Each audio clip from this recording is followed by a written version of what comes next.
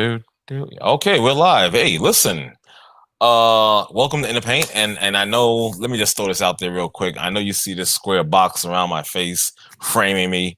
I apologize. I'm having a hard time dealing with this, but guess what? I'll figure it out and I'll have it resolved for the next broadcast. So for tonight, you're just going to have to deal with it. I'm sorry. It is what it is. So like I said, welcome to In the Paint. We broadcast from 9 p.m. Eastern Standard Time. It's about 10:30, 11 o'clock tonight. Thanks for joining us. And we got our guys with us, you know what I'm saying? Got that punk, the man that created the show, Mr. Mark A. Cunningham. He's here live with us. How you doing, man? Not good. Why? What's you know why? Oh, that's right. Oh, wait, there's a little backstory. Let me get back into this. And we also have my man Chandler. Chandler, how you doing tonight? I'm hanging in, man. Okay, good to hear, brother. For those that don't know,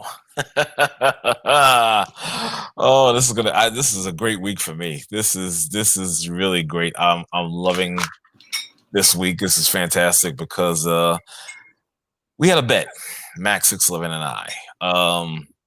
You know, Mac is very cocky. Mac is very cocky in his proclamation saying, "Oh, the Jets are going to lose every game. They're going to lose every game." And I'm like, no, they're not. They're too inept to pull off anything perfect, negative or positive.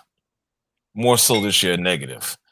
Last week, they almost had the win. Okay? Almost. But it slipped away from them due to that dumbass play, the defensive call. But this week, they actually pulled off a W. Now, the bet was that if the Jets remain winless for the whole season, I would have to don some Kansas City Chief gear, and everybody knows how much I hate those fans. Not so much the team, but more so the fans.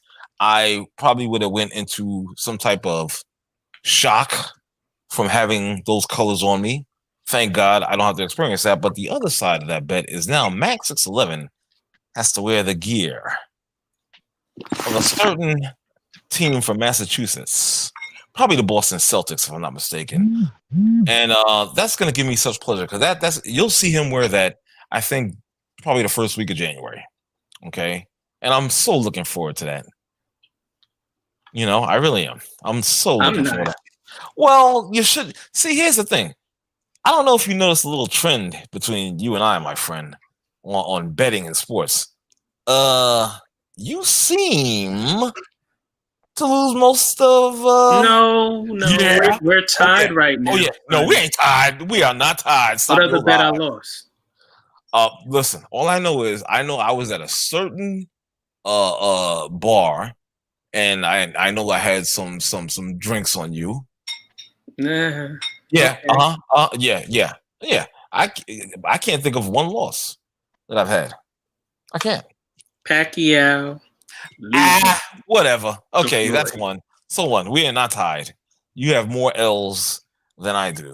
Okay, the bottom line. As a matter of fact, I could be that meme of Floyd Mayweather, like with the L's passing them out. Like, yeah. No, you can't. My head is hurting right now. He ain't gonna pay up anyway, so it don't really matter.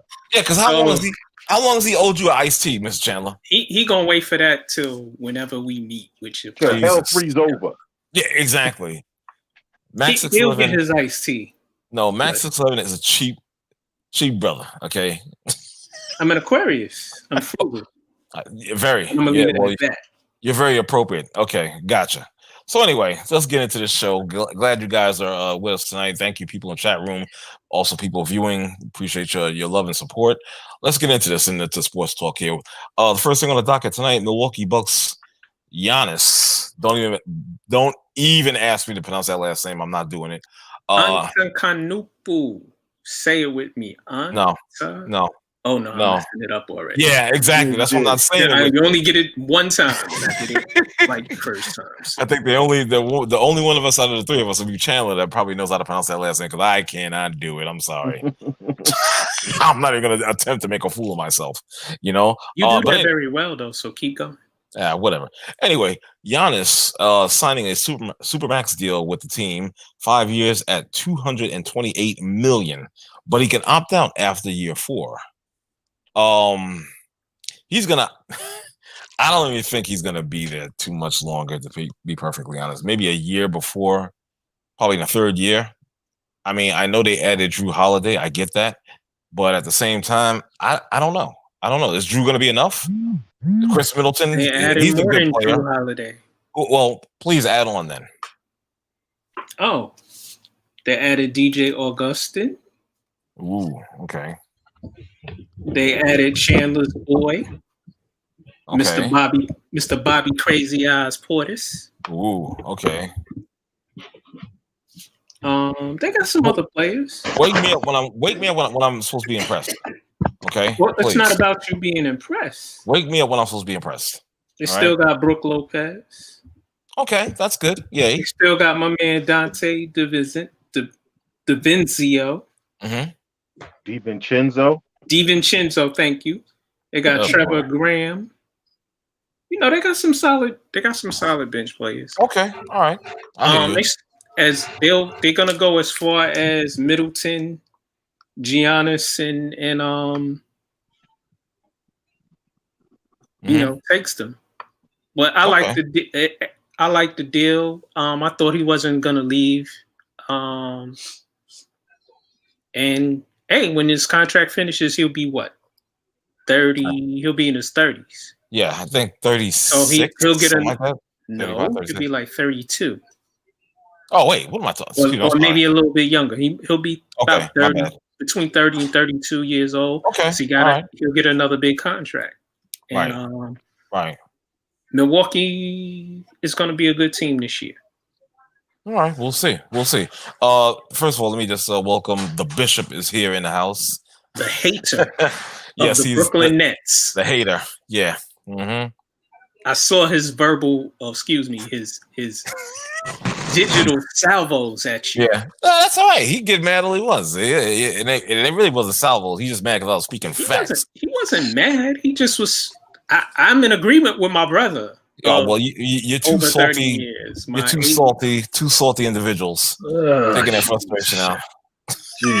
Oh, I'm sorry, Bishop. I outed our age with the. So no, it's fine. It's fine. Yeah, because we blessed. Exactly. This is game 1 of the season. Yes. They're playing a depleted Warriors team. Let's give them the banner now. Yeah. Let's break out the banner now for all of those Nets fans. Let's break out the banner right now. Let's have first of all, you and Mac as Knick fans, I know you can't talk about hyperbole.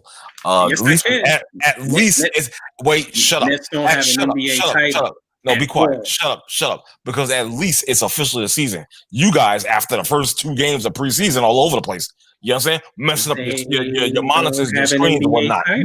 Please, whatever. Well, whatever. Again, when they signed KD and Kyrie, all the Brooklyn Nets fans and the new bandwagon fans, all of a sudden, it's like, yo, we coronating them. They hadn't even played a game. We coronating them the next dynasty of the league. And it's like the only thing you signed was 2 overpriced choke artists. That one's going to hurt. Not really. Hurt who? I mean, it's okay for him to think that, but I mean, at the end of the day, we'll know when the season ends. But with the Giannis thing, I don't think Giannis is going anywhere because one of the things we talked about before is we have to remember where he came from. Giannis is not American born. Okay. Right. His family immigrated from Africa to Greece. So he grew up in a loose, small town. He remembers growing up there and being different and walk around every day wondering that somebody was going to try to do something to throw his family literally out the country, which happens. Okay. In a lot of countries overseas where Africans have immigrated to, where the government one day will like, y'all got to get the hell up out of here. It's happening in Britain right now with the Windrush people, where they're literally just deporting people who've never lived in Jamaica and sending them back to Jamaica. Okay, and they were born and raised in Britain. So he's the guy from a small country in Africa, small place in Greece. Now he's living in Milwaukee. He basically grew up in Milwaukee because he came here when he was what, 16, 17?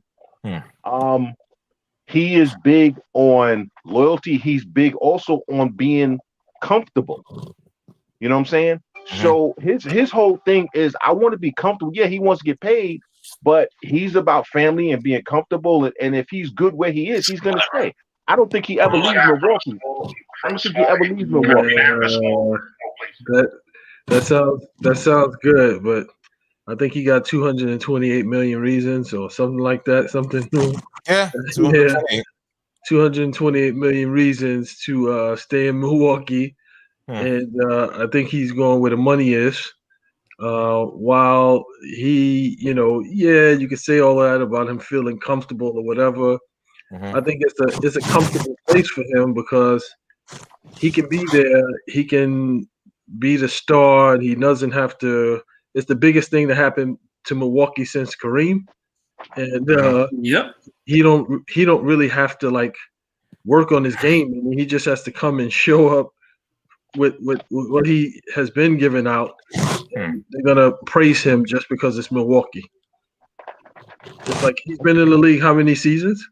6, I believe. 6 seasons, and if you look at from where he started to the last season, I haven't seen any improvement in his game. It's been the same game. No, he's improved. No, his game has improved every season he's been in the league. It's been the same game. He can't shoot free throws. He can't shoot jump shots. It's a one-dimensional game. I run up and down. I use my athleticism. When the playoff time comes around, when teams are smarter, I can't use my athleticism, and I can't shoot, and I can't hit free throws, so we go home. Nah, that's not actually factual. That's not accurate. No, it's not. No, it's not. He started out being. So when did they been to the Eastern Conference? He started out being basically nothing more really than a high energy guy who everybody said if about. I mean, what is he now? Now he is one of the top. What you could argue he's top 5 NBA. He's a high energy guy. He's a high energy guy who's safe. Okay. Who won an MVP last season that he didn't deserve. And he's gonna. I mean, granted, this season they've got a true point guard. So you'll be able to see if he's really about that life, because you got a true point guard that's going to allow you to be the best that you can be without having to be the creator on offense, without having to set the table for everybody. And also that's going to highlight the fact that he has a premier half-court scorer in Middleton, so he doesn't have to do everything. But I'm still not sold on Giannis. 6 seasons. I'm expecting, if you league MVP, I'm expecting you to come back with something else in your game. I'm expecting you to be a problem every single night. And you're not a problem every single night? Nope. When they played Miami,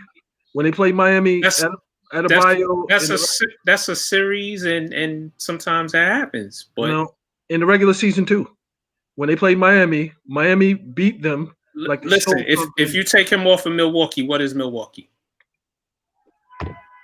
The same way, huh? The same way. No, they're not. No, they're not. They're not a playoff team if you take them off this roster. They're not even a 50-win team if you take them off. Well, they're playoff. They might be a playoff team, but they're not the same team without. If they open Middleton up, you'll see more. It's like the coach that they had last season. He didn't really know. The coach that they have. You stuttering. Don't know how to. Shut up. Okay. All right. We're doing that. Go ahead, Bishop. We're doing that now. All right. Okay. All right. All love, brother. You know. Get him, Bishop. No, get him. Forget that all love nonsense. To me, the coach that they have sucks because he doesn't know how to use the two of them as a 1-2 punch. Middleton is a whole lot better he's a whole lot better and would make the game a whole lot easier. Is he the starting team though? Stop cutting him off, Mac. Is he or could he be? No, is he?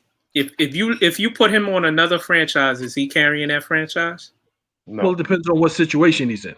No, it's a yes or no answer. Yes or no. It depends on what situation. In Milwaukee, he's like sort of like a level right below Kevin Durant. A level right below, but they haven't used him. They have not used him. No, stop. No. Stop. No. Stop. When Giannis, when Giannis got hurt and the offense ran through Middleton in the playoffs, what happened? When Giannis got hurt in the playoffs, they still lost the series. But what happened with Middleton's numbers? I don't care about his numbers. His numbers went up because of usage, because he's the best player on the team. But again, if you put him in another situation, is he the face of a franchise? Is he a superstar? Neither one of them are superstars. No, Giannis is a superstar. I can't deny him that. Okay, well, what do you consider a superstar? If somebody winning MVPs, the hub of the team, if you take him off that team is subpar. If you take Giannis off of Milwaukee, Milwaukee's not the same team. With him or without him, they're still subpar. You've exited the playoffs. You've exited the playoffs. Okay. You won. So a 50 and 60 win team is subpar. Okay. In the East. It doesn't matter if they in the East. Doesn't matter where it is. The last 2 seasons in the East have been it's been kind of weak in the East.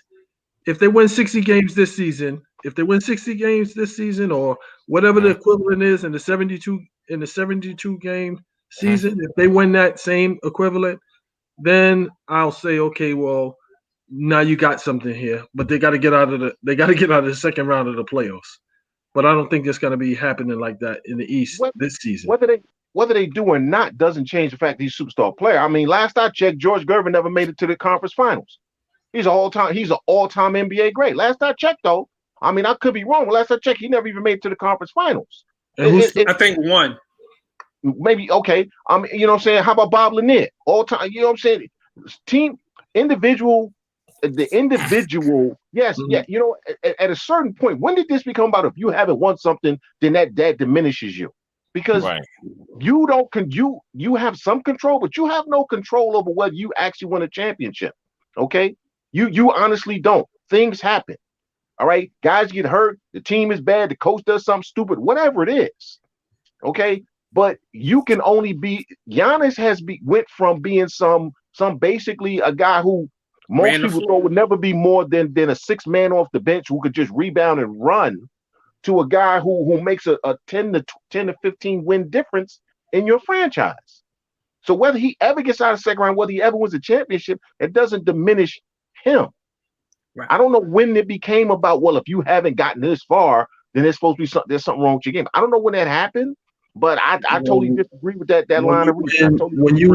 When you have the best record in the league 2 seasons in a row, and you're eliminated and you're demolished in the second round by the number 5 seed, right? That proves everything that I'm saying. So I'm not sure what it is, like individual stat. James Harden had just as good as stats as Giannis did. So in the Western Conference, that's a tougher conference. So again, but he still went home after the second round. So that's why we have the conversations about Harden not being that guy. So but Bishop, James Harden is not defending James Harden because he doesn't show up in the playoffs. Well, he doesn't show up in the big game, which is the game. He has epic fails in game 6s and game 7s and the conference final series. Right. Well, he's a superstar as well.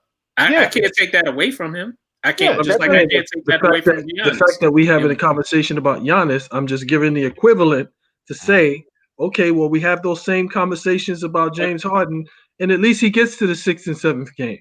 But they're both the face of a franchise. They're both superstars. If you took James Harden away from Houston last year, right, that team is not a good team. That's not a playoff team. Right. Okay. But if you what Chandler is pretty much saying is because they're a 60-win team, because they had the best record in the league, and so forth and so on. Partly because of Giannis. That counts for something. But what I'm saying is, when you get eliminated in the second round, it means nothing. You are right in that degree, but it doesn't take away from who their stature is as being superstars. So, KD has failed before. Is KD a superstar? Apart from me saying that they had the best record in the league last season, does it really matter who had the best record in the league last season? Okay, so I got a question for you, and this is kind of an apples to apples comparison, because he played in Milwaukee, and the team didn't do anything until Kareem came there. Oscar Robertson never would have won anything without Kareem, right? Does that somehow diminish his career? And then Kareem left. How was Milwaukee after he left? My point is, we can talk about a guy being not being a good playoff guy. We can talk about him choking in the playoffs. That doesn't take away from the fact that he's an all-time great. Those are two separate conversations. No doubt. Mm-hmm. Yep. We can agree to disagree, Bishop. Yeah, I still love you. No doubt. You still my man, 50 grand. No doubt. No doubt. We just disagree on that one. Do I see Christmas ornaments back there, brother? Yeah. Happy holidays to you. Happy holidays to everybody. Thank you. Chandler, Dom is not here, so I feel the need to rile you up emotionally. So forgive me. I'm having Dom withdrawal. Oh my God, that's hilarious. What the hell? The Mavs got bounced a few times with Dirk. Now you want to talk about a guy that wasn't a true superstar. I'll argue about Dirk Nowitzki not being a true superstar all day, every day, and twice on Sunday. Yeah. He let little 6'7" forwards terrorize him in the playoffs. He's not even the best German player to ever play in the NBA. That would be Detlef Schrempf. Ooh, I don't know about that. I do. But I'd say better. He's a better player. But he won a championship. Career. But he won a championship, though. Okay, so Robert Horry won 5. What's your point? Yeah. Well, I mean, how many players play in the NBA and win 5 championships?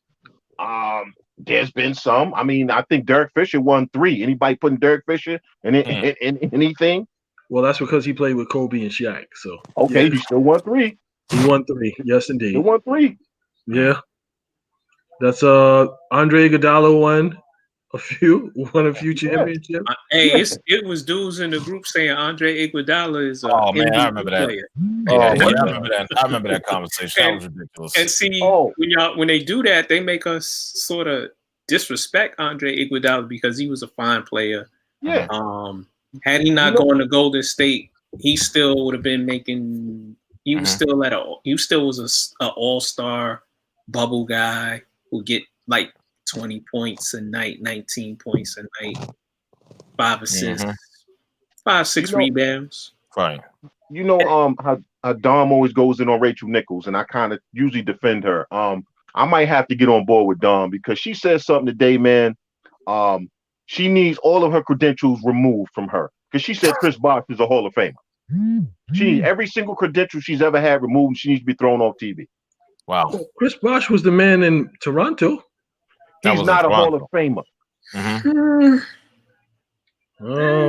What's his numbers? I don't care what his numbers are. Tell me when he was ever a top 10 player. He was a top 20 player. I said top 10. Hey. Let's talk. Listen, Dwight Howard. If you're gonna go in the Hall of Fame, at some point in your career, you got to be a top 10 player for me. Okay, because the Hall of Fame is supposed to be for the iconic players, people who have made an impact on the game in some way, things of that nature. It's not just players, but people who have made a lasting impact on the game. Okay, right. Chris Bosh didn't make no lasting impact on basketball. He did make a lasting, and I know they include college. Even in college, his college career was okay. It wasn't some amazing college career. It's not the hall of really, really good, or we really like you, or you were really nice. Well, it's the Hall of Fame. So would you be mad if he got in, Jim? Absolutely. I wouldn't be mad at him. Man, listen, I would cut the power during his speech. Wow, damn. Well, what position did he play? Right there. What position did he play? Power forward. So he played power forward. He was one of the few power forwards that could shoot the ball, put the ball on the floor, create off the dribble, was a good help defender, put up decent numbers throughout his career. Got 2 championships. So okay. I mean, the word you said, decent numbers. He put up decent numbers. 20s and 10 rebounds. He sacrificed numbers going to Miami. And then Miami, he became like that glue guy for LeBron and Wade, but he got 2 championships out of it. Okay, so he sacrificed stats to get those chips. Take away the championships. Do you even mention Chris Bosh as a Hall of Fame? Well, now that he got the chips, it brings him into the conversation. Wow. He just asked if he didn't have the 2 chips. Well, I'm going to use one of Don's things. If pots and pans, what? All right. Hold on. All right. You know what? So basically, everybody who wins a championship gets in the Hall of Fame now. That's basically what I'm hearing. Nope. Here's his numbers. 19 points, 8 rebounds, 2 assists, a block and a half. Yeah, that's Hall of Fame number 19. Listen, Zach Randolph averaged 20 and 10 for Look up. Matter of fact, give me Zach Randolph's numbers. Uh-oh. But I'm saying, was that just overall career, or was that in Toronto? That's his overall career. What's his numbers in Toronto? In Toronto, first year he averaged 22 and 10. Actually, I'm gonna go to his first 2 years. He didn't average as much. I'm going to his prime years. In his third year is when he put it all together. 22 and a half, 9 rebounds, 2.6 assists, 1.1 blocks. Second year or fourth year, 22.6, 10.7 rebounds, block and a half. 22.3, 8.7 rebounds, 2.6 assists, 1 block a game. 22.7 the next year, and they averaged 10 rebounds again. 24 and 10, 24 and almost 11 the next year, and then he went to Miami. Yeah, that was his best season. And then in Miami, he had 18 and 8. Yeah. So he basically like a 20 and 10 guy for his whole career. Yeah. There's a lot of 20 and 10 guys. Like I said, I would bet that Zach Randolph's close to 20 and 10. You gonna tell me Zach Randolph's Hall of Famer too now? How many championships did he get? Oh my God. 0. And he played, and Chris Bosh played with LeBron James. Chris Bosh played with LeBron James and Dwayne Wade in that dynamic trio. So you're gonna get some credibility just based on the fact that you were a part of that big 3. And he also made Tristan Thompson's the Hall of Famer. Shots. So Tristan Thompson's a Hall of Famer. No. Why not? He averaged 20 and 10. He played with LeBron. He won a championship. He was a glue guy. He won 1 championship with LeBron. Yes, he was a glue guy. He sacrificed stats. So he must be a Hall of Famer. I don't think Tristan Thompson ever averaged 20 points a year. Also, Chandler, Chris Bosh was on several All-Star teams. He was on the Olympic teams. He's not a Hall of Famer. I didn't say he was. I'm just being devil's advocate. I'm doing what Art does. I'm lawyering up. Okay. Stop that nonsense, did he have? What lasting impact? What generational? Was he a generational player? No. Was he somebody that impacted the game? Put it like this. Was he a generational player? Yes, he was. Actually. No, he wasn't. At that size. People don't even. Yes, he was. People don't even remember Chris Bosh played. People don't even remember Chris Bosh. Chris Bosh was a generational player. How was he a generational player? At that size, what he could do with the ball, not many guys were doing that. People don't even remember he played the game. That's not true. No. Yes, it is. Now you bugging. Let's okay. Okay, we're gonna agree to disagree on that. Yeah. Let's move on. This next one should be funny as hell as well. The Utah Jazz extend center Rudy Gobert by giving him a 5-year, $205 million contract. I first saw this and my drawer just dropped. Can I say this, Go right ahead, brother. Chandler, didn't I tell you last year he wasn't going nowhere? And I told you that, right? They should get rid of him. Yeah, but what's your point? He's a Hall of Famer too, because he's 20-10.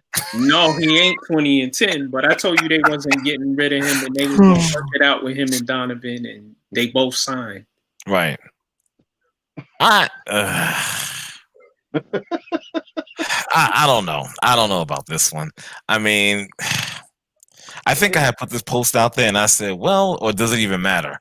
You know, when I said, does he deserve it or does it even matter? And my feelings have not changed on that post whatsoever. I'm just at the point, it doesn't even matter. Everybody's getting freaking paid. You understand what I'm saying? Whether they deserve it or not. So he deserved to get paid. I wouldn't necessarily give him near max money. He didn't take the super max because he said he wanted to help the team fiscally so they can add other pieces around him and Donovan Mitchell. But, right. He deserves it. I mean, $205 million. Yeah, he's going to go down as an all-time Utah Jazz player, which ain't saying no when it comes to centers. Him and Mark Eaton will be guys that they'll be talking about always with that franchise. Okay, granted. So when you look at it through that lens, I don't have a problem with them giving him the money because that's the franchise he's going to play for. He's always going to be associated with them. They'll probably retire his jersey, like I said. And people, Mark, and I brought up the name Mark Eaton. Outside of Utah, who the hell remembers Mark Eaton play? But you talk about Mark Eaton in Utah, and people's eyes light up because they remember Mark Eaton and the impact he had. If you ain't a real head, you really don't know who Mark Eaton is. But Utah fans know him. You understand what I'm saying? So I don't have a problem with the franchise saying, okay, this is a guy that is going to be here. He'll always be synonymous with our franchise. Our fans always remember him when we bring him back and have him as an ambassador and stuff like that. People are going to flock to see him. So you know what? Get your money, bro. But if they got rid of him, if they got rid of him, pretty much he fits what they do. Yeah. Great defensive guy. He scores in the post. He's improved, over his career, scoring in the post. Averaging almost 16 points a game the last 2 years. Generational. Rebounds. No, he's not generational, but he is. No. He is. Well, he's generational for a defensive player. If you're looking for a great defensive player. Will Purdue. I said Will Purdue. Exactly. Marky. But hey, if they let him go, that's a big hit offensively. It is. It is on that side of the ball because Gobert is a good player. He's an all-star type player, and I wish my father gave me some of that height he had. Mofo was 6'3". I'm gonna keep saying that to the ends of the earth. Left me with 5'7". That is a sin. Put some lips in your shoes, bro. Lips? That's not going to help. Give me the 5'9". Oh boy, I tell you, Bishop, what's your take on this Rudy Gobert contract extension? I really don't care. I hate Utah. I hate. Oh, that's right. I forgot. He hates Utah. I really don't care. Like, it's like I forgot. They're a team in the league. They got to play games, and that's all I have to say. Wow. Yeah. Well, I'm not. Listen, our brother Ronan Black just said Rudy Gobert's agent must be Scott Boras. Gobert is a thief with that contract. I'm not mad at Ronan for saying that. I'm not. I ain't mad, but thief. That's kind of strong. Well, sometimes a strong statement is needed. Sometimes a strong statement is needed. So I'm not mad at that. It's the market. Yeah, it's the market. But okay, so at some point, I guess we could quantify Harrison Barnes getting his money, right? Oh, I wish I was Harrison Barnes right about that. He doesn't have two sweet contracts. Exactly. The great Harrison Barnes. Exactly. Wait, Could you tell them about our friend on Twitter? Oh my God, no, I can't do it tonight. I can't. My man said the Knicks should trade for Harrison Barnes. I'm like, we don't need that, homie. We don't need $80 million on the roster. See, this is why he'll never. This guy, Mac and I have invited this guy on this show so many times, not even funny. And he's terrified because he knows if he comes on with that BS, he's gonna get eaten up alive. You understand? And look, Bishop had to move and readjust. Yeah, exactly. I'm telling you, it'd have been something else. Harrison Barnes, really? Yeah. On the Knicks? Yeah. That contract? They're trying to dump Randall, and I hope they do. Yeah, but would you dump a bad contract for another bad contract? Do that even sound right? No. They were saying to get Trevor Ariza and George Hill from. Oh my God! Wait. Why? They don't need those. They both over 30, and I like them both as players. Right, but at the same time, but then again, it makes sense. That's the next. That's the stop. That would make sense. That's stalling. But that would make sense. Why? How does that make sense? Because I'm saying I'm being sarcastic. It also stunts people's growth that need to grow at the positions they play. Mm-hmm. No. Because it looks like they actually got a player in that kid quickly. Now I know it's the preseason, and in the preseason, I don't look at numbers. I just look at the player. Okay, that kid has talent. He actually has a basketball IQ. That's the biggest thing for me. He's like the only player on the team with a damn basketball IQ. If you watch him, he actually understands where to go, how to position people, how to move people. Mm-hmm. So why would you bring in Trevor Ariza? Now you're talking about stunting growth. I want to see that kid play simply because he has talent, he has a good skill set, and like I said, he has a basketball IQ. The rest of them you can have. But go ahead. I'm saying they were saying Julius Randle for Trevor Ariza and George Hill. So you get George Hill, who he ain't gonna be fighting. He ain't gonna be crying for minutes like that. He can be more of a mentor to the guard, to the young guard. Right. And then you get Trevor Ariza, who been in the league, who ain't gonna be crying for minutes and playing time, and he can be a mentor to the new kid, Toppin, who needs help being in the right position on defense. And then also he needs more than help. And then also, what's his name? The other kid from Kentucky, Knox in his third season. Which again, you can already see that there's some improvement on the offensive end. He's still out of position for his athleticism and his body type. He's still always way out of position on defense. And I'm like, yo, you should be a much better defender. Your arms make you like 7 feet. He has no IQ on defense. He doesn't know how to use his size, his length, or his quickness, and he probably will always be a subpar defender. He won't be. I'm just saying, weren't we questioning his motor anyway? From jump? And he doesn't have a high motor. Well, I think. Go ahead. With the first few games, I think I'm starting to see a little bit more like he's settled in what I think he shoots, even though he's been hitting them. I think he shoots way too many 3-pointers. That's the offense they run, Bishop. They have no choice. No, I'm saying for a person to do that.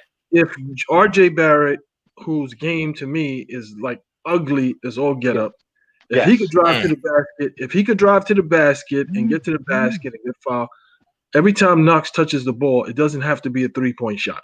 Like I want to see some mid range. Okay. I want to see him take it off the dribble. I want to see him pump fake. I want to see him. He's no Tatum.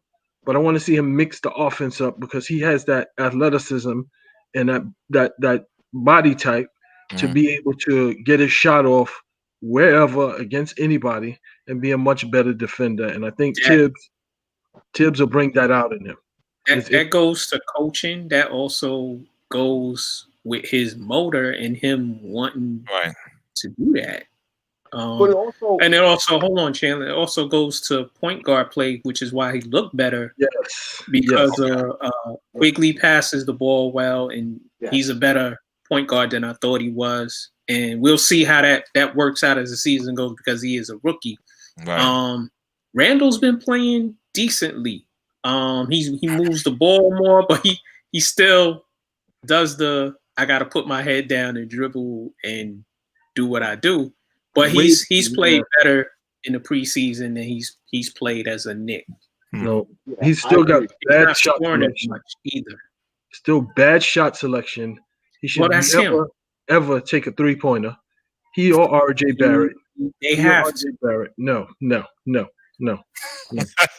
Listen, I know they can't, but that's today's NBA, so you gotta live and die with it. Your game is mid-range. Your game is mid-range, drive to the basket, fill the lane, get offense off of defense.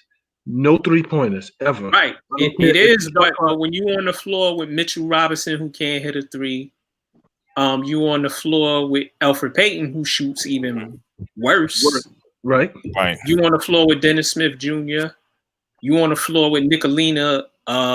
Somebody got to take 3s. Right. But again, like I said, until they get better shooters and let those shooters play, you're going to see what you're going to see.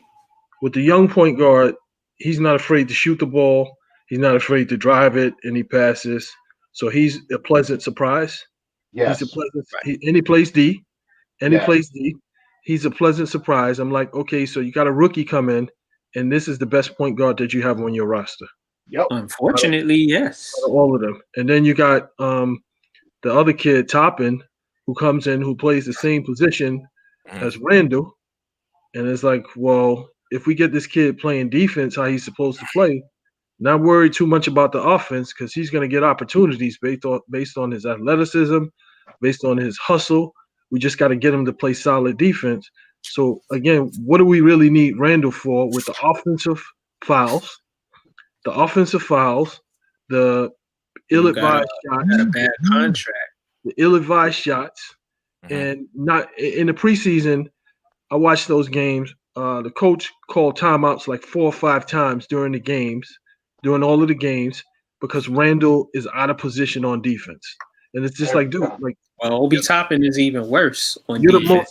But I'm saying he's a rookie. Randall's been in the league for how many years? We know 17. We know he's a bad defender, and that's just what it is.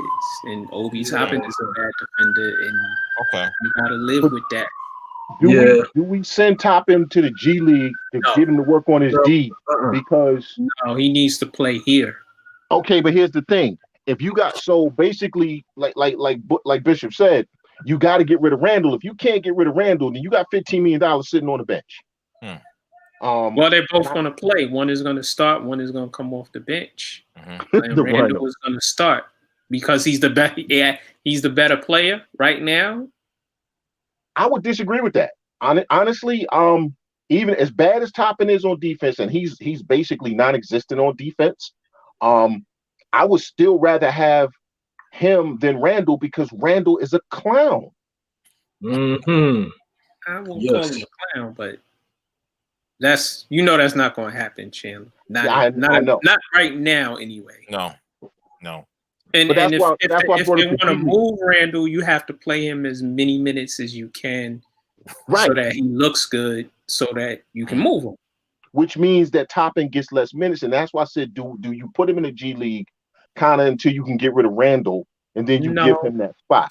He's still gonna play. He's still gonna play 20-25 minutes, regardless if Randall is there or not. Okay, because I liked it. Like Bishop said, they came quickly. When you saw them on the floor, everybody looked like they were in the right position finally. Mm-hmm. Like that's the first time in years, I think since Jarrett Jack maybe, that we had a point guard who said to somebody, no, go over there. No, cut, no, set a screen. You know what I'm saying? I don't think we had a point guard actually do that since Jarrett Jack. Right. Here's the thing. The Knicks extended Barrett and Knox, beyond their rookie contract. So that's the first time the Knicks have done that since Charlie Ward, which smacks of what we always talked about is building blocks and drafting players and getting them to excel. The Knicks never do that. They draft people and get rid of them. Yep. All the time. Now, isn't that crazy? All the time. First people to get past their rookie contracts that the Knicks drafted, and it's Charlie Ward. That's the last time they did that. That's insane. That don't make no sense. You know what I mean? That doesn't make any sense. Wow. That long? Yeah, that's a long ass time. You know what I'm saying? Yo, let's do a little moving on. Still staying in the lane of basketball. You got the curious case of Houston Rockets shooting guard James Harden, reportedly out of shape, and also more trade rumors. And also, he threw a ball at one of his teammates in frustration and got in several arguments during practice since he's come back. Fat boy. But yet, this is the same guy that said he didn't want to be a distraction to the team. Right. And may I add on top of what Mac just said, there was an interview with him. And well, basically, I saw one interview where he was like, next question, when they was kind of addressed like what he thought about the situation, the trade situation. And he was just like, next question. But what I found in another interview that he's focused on himself and not so much the team. Right. He wants to get traded. On individual. You understand? I'm like, wow. I mean, yeah, like you said, Mac, obviously he wants to get traded because why would you? I mean, who says something like that? I'm just saying. Right. You know? And it's known that he's not a guy that causes waves like with his teammates. He's a low-key person. So you threw the ball at the kid because you want to get traded. You came into camp in horrible shape. Mm-hmm. Yeah, but whoa. Let's back up for a second. Please. Let's back up for a second. So a lot of these guys are not going to be in tip-top shape because the season normally they would have more time to prepare themselves, get their body right before the season starts. This season was kind of like, okay, well, the end of last season, they had like a month. They had like a month before they negotiated that the season would start at this particular time.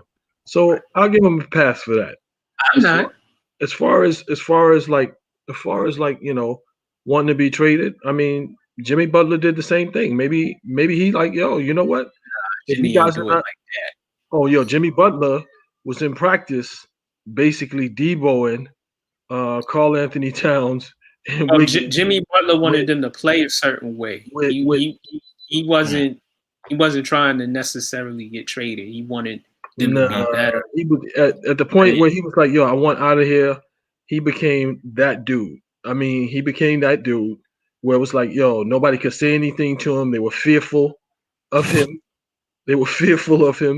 And it worked itself out because they were like, all right, well, we got to get rid of this guy. So maybe he's trying to force their hand where it's like, okay, well, either you trade me, can they still trade him now? I don't know. You want an oversized James Harden who giving out honey buns to rappers? Yep. Yeah, but it's not even about his weight because he's never been in the greatest shape. No. Okay, but you don't come in looking like sloppy. Real sloppy. But looking like that, he still give you 30. Okay, looking like that, he'll still give you 30. All right. Yeah. The thing is, you pull a hamstring. Okay, well, you know what? The thing is, they're not trading them because of what they're asking for. And we had this conversation. Oh, good God. We talked about this, and I kept saying, you keep him for half a season, let everybody see him play. But I think he winds up getting suspended before he gets traded. I think if he keeps doing what he's doing, right? Because remember, that owner is kind of an idiot.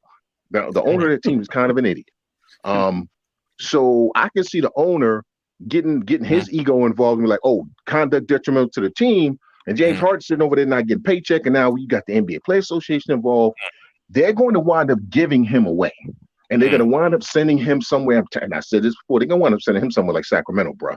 He ain't going to no team that he wants to go to. They're going to try to do him dirty. They're going to try to do him dirty. That's cutting your nose off to spite your face. That's cutting your nose off to spite your face.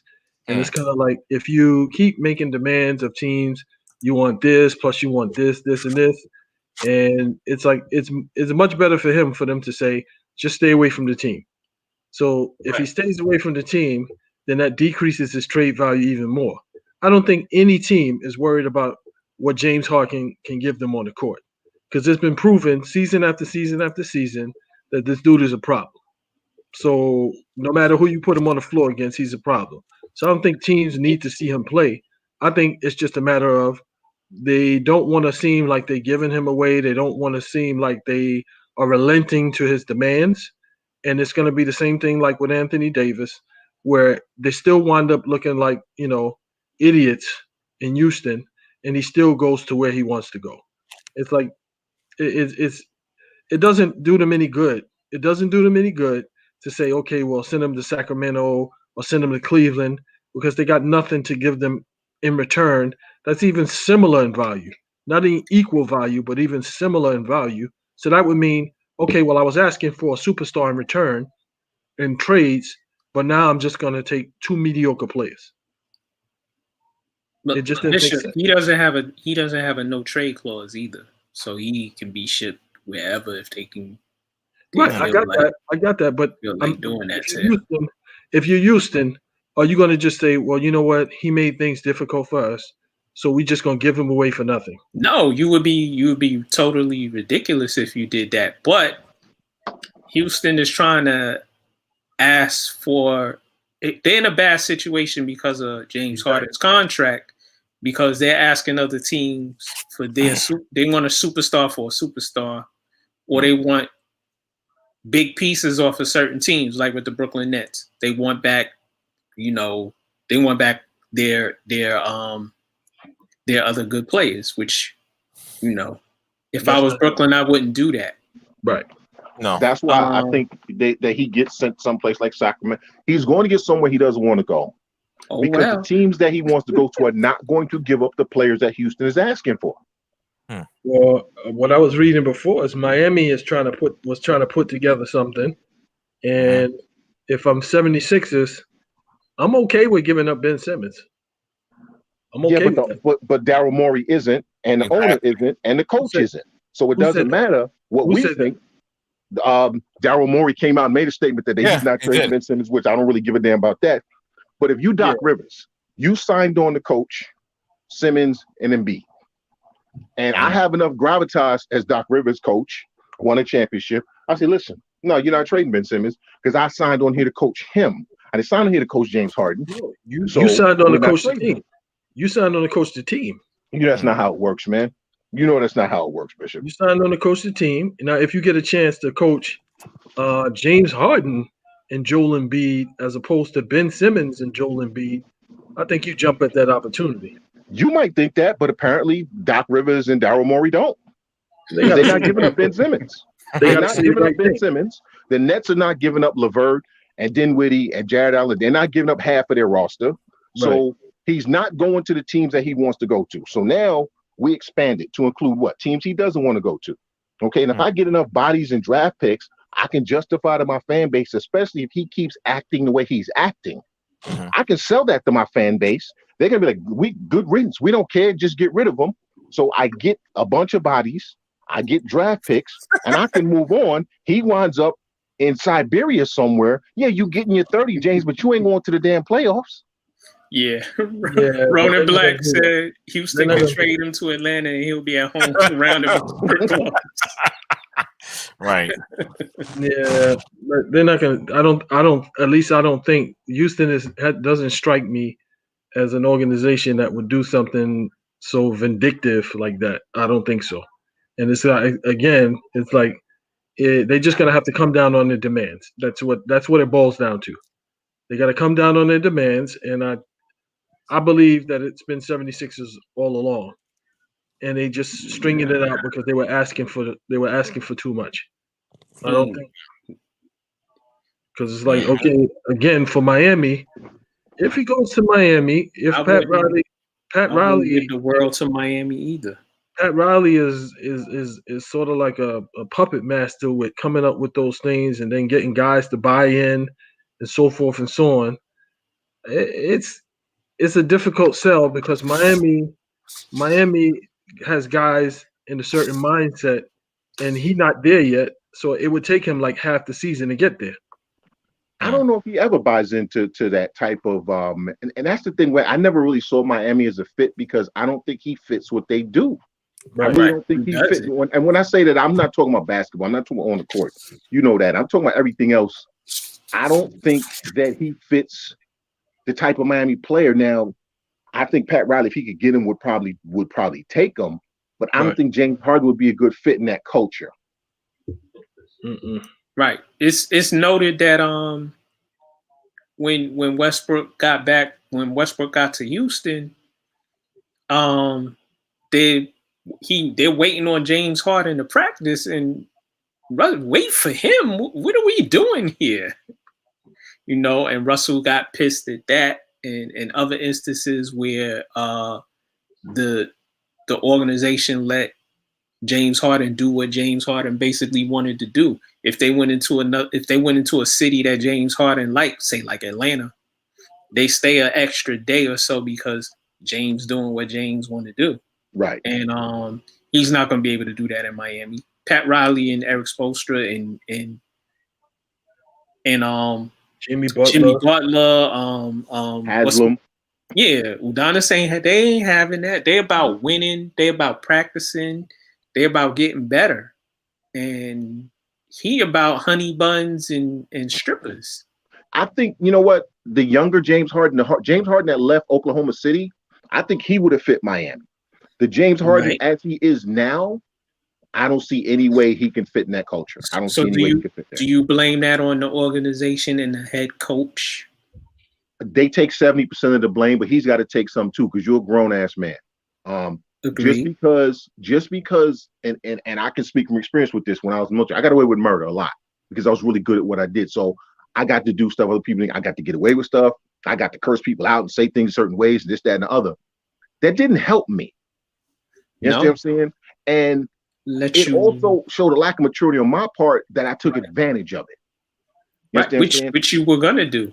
Anybody would do it. But there's a certain point where you know that you're just being a jerk for the sake of being a jerk. Yeah. And you do it anyway. Right. I had jobs where I call out sick on payday and then show up 2-3 hours, got on my Tim's, baggy jeans, baseball hat, and my cousin with my check.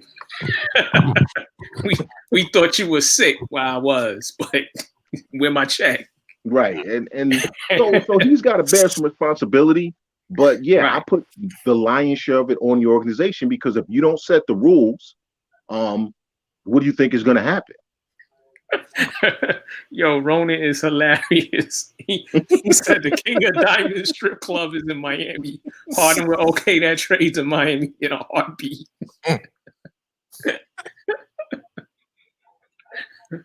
Oh boy, I tell you, crazy. Doesn't make any sense. Sure.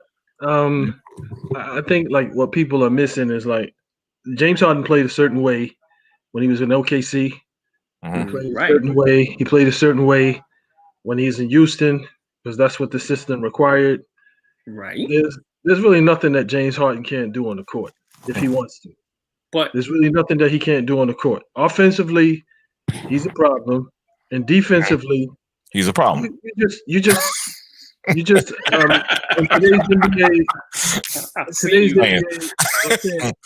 NBA, you don't have to be a stopper. You just have to be able to stay in front of your man, which he doesn't do. Make the shot difficult. Make the shot difficult because he wasn't required. He wasn't required to do it in Houston. I don't care if you weren't required to do it. He's fallen into a lot of bad habits, which are hard to reverse. At 32 years old, you gonna tell James Harden, "Yo, we need you to get some stops tonight." Not gonna happen. Not gonna happen. And it's off the court more than anything that I don't think he fits. It's the off the court stuff. Is he willing now again? Because he's been having his way for a while. Is he willing? Is he willing to hear no? Because apparently he's not. Because in Houston, they apparently the new regime is telling him no, and he's having issues with that. Yeah, but you've never heard anything.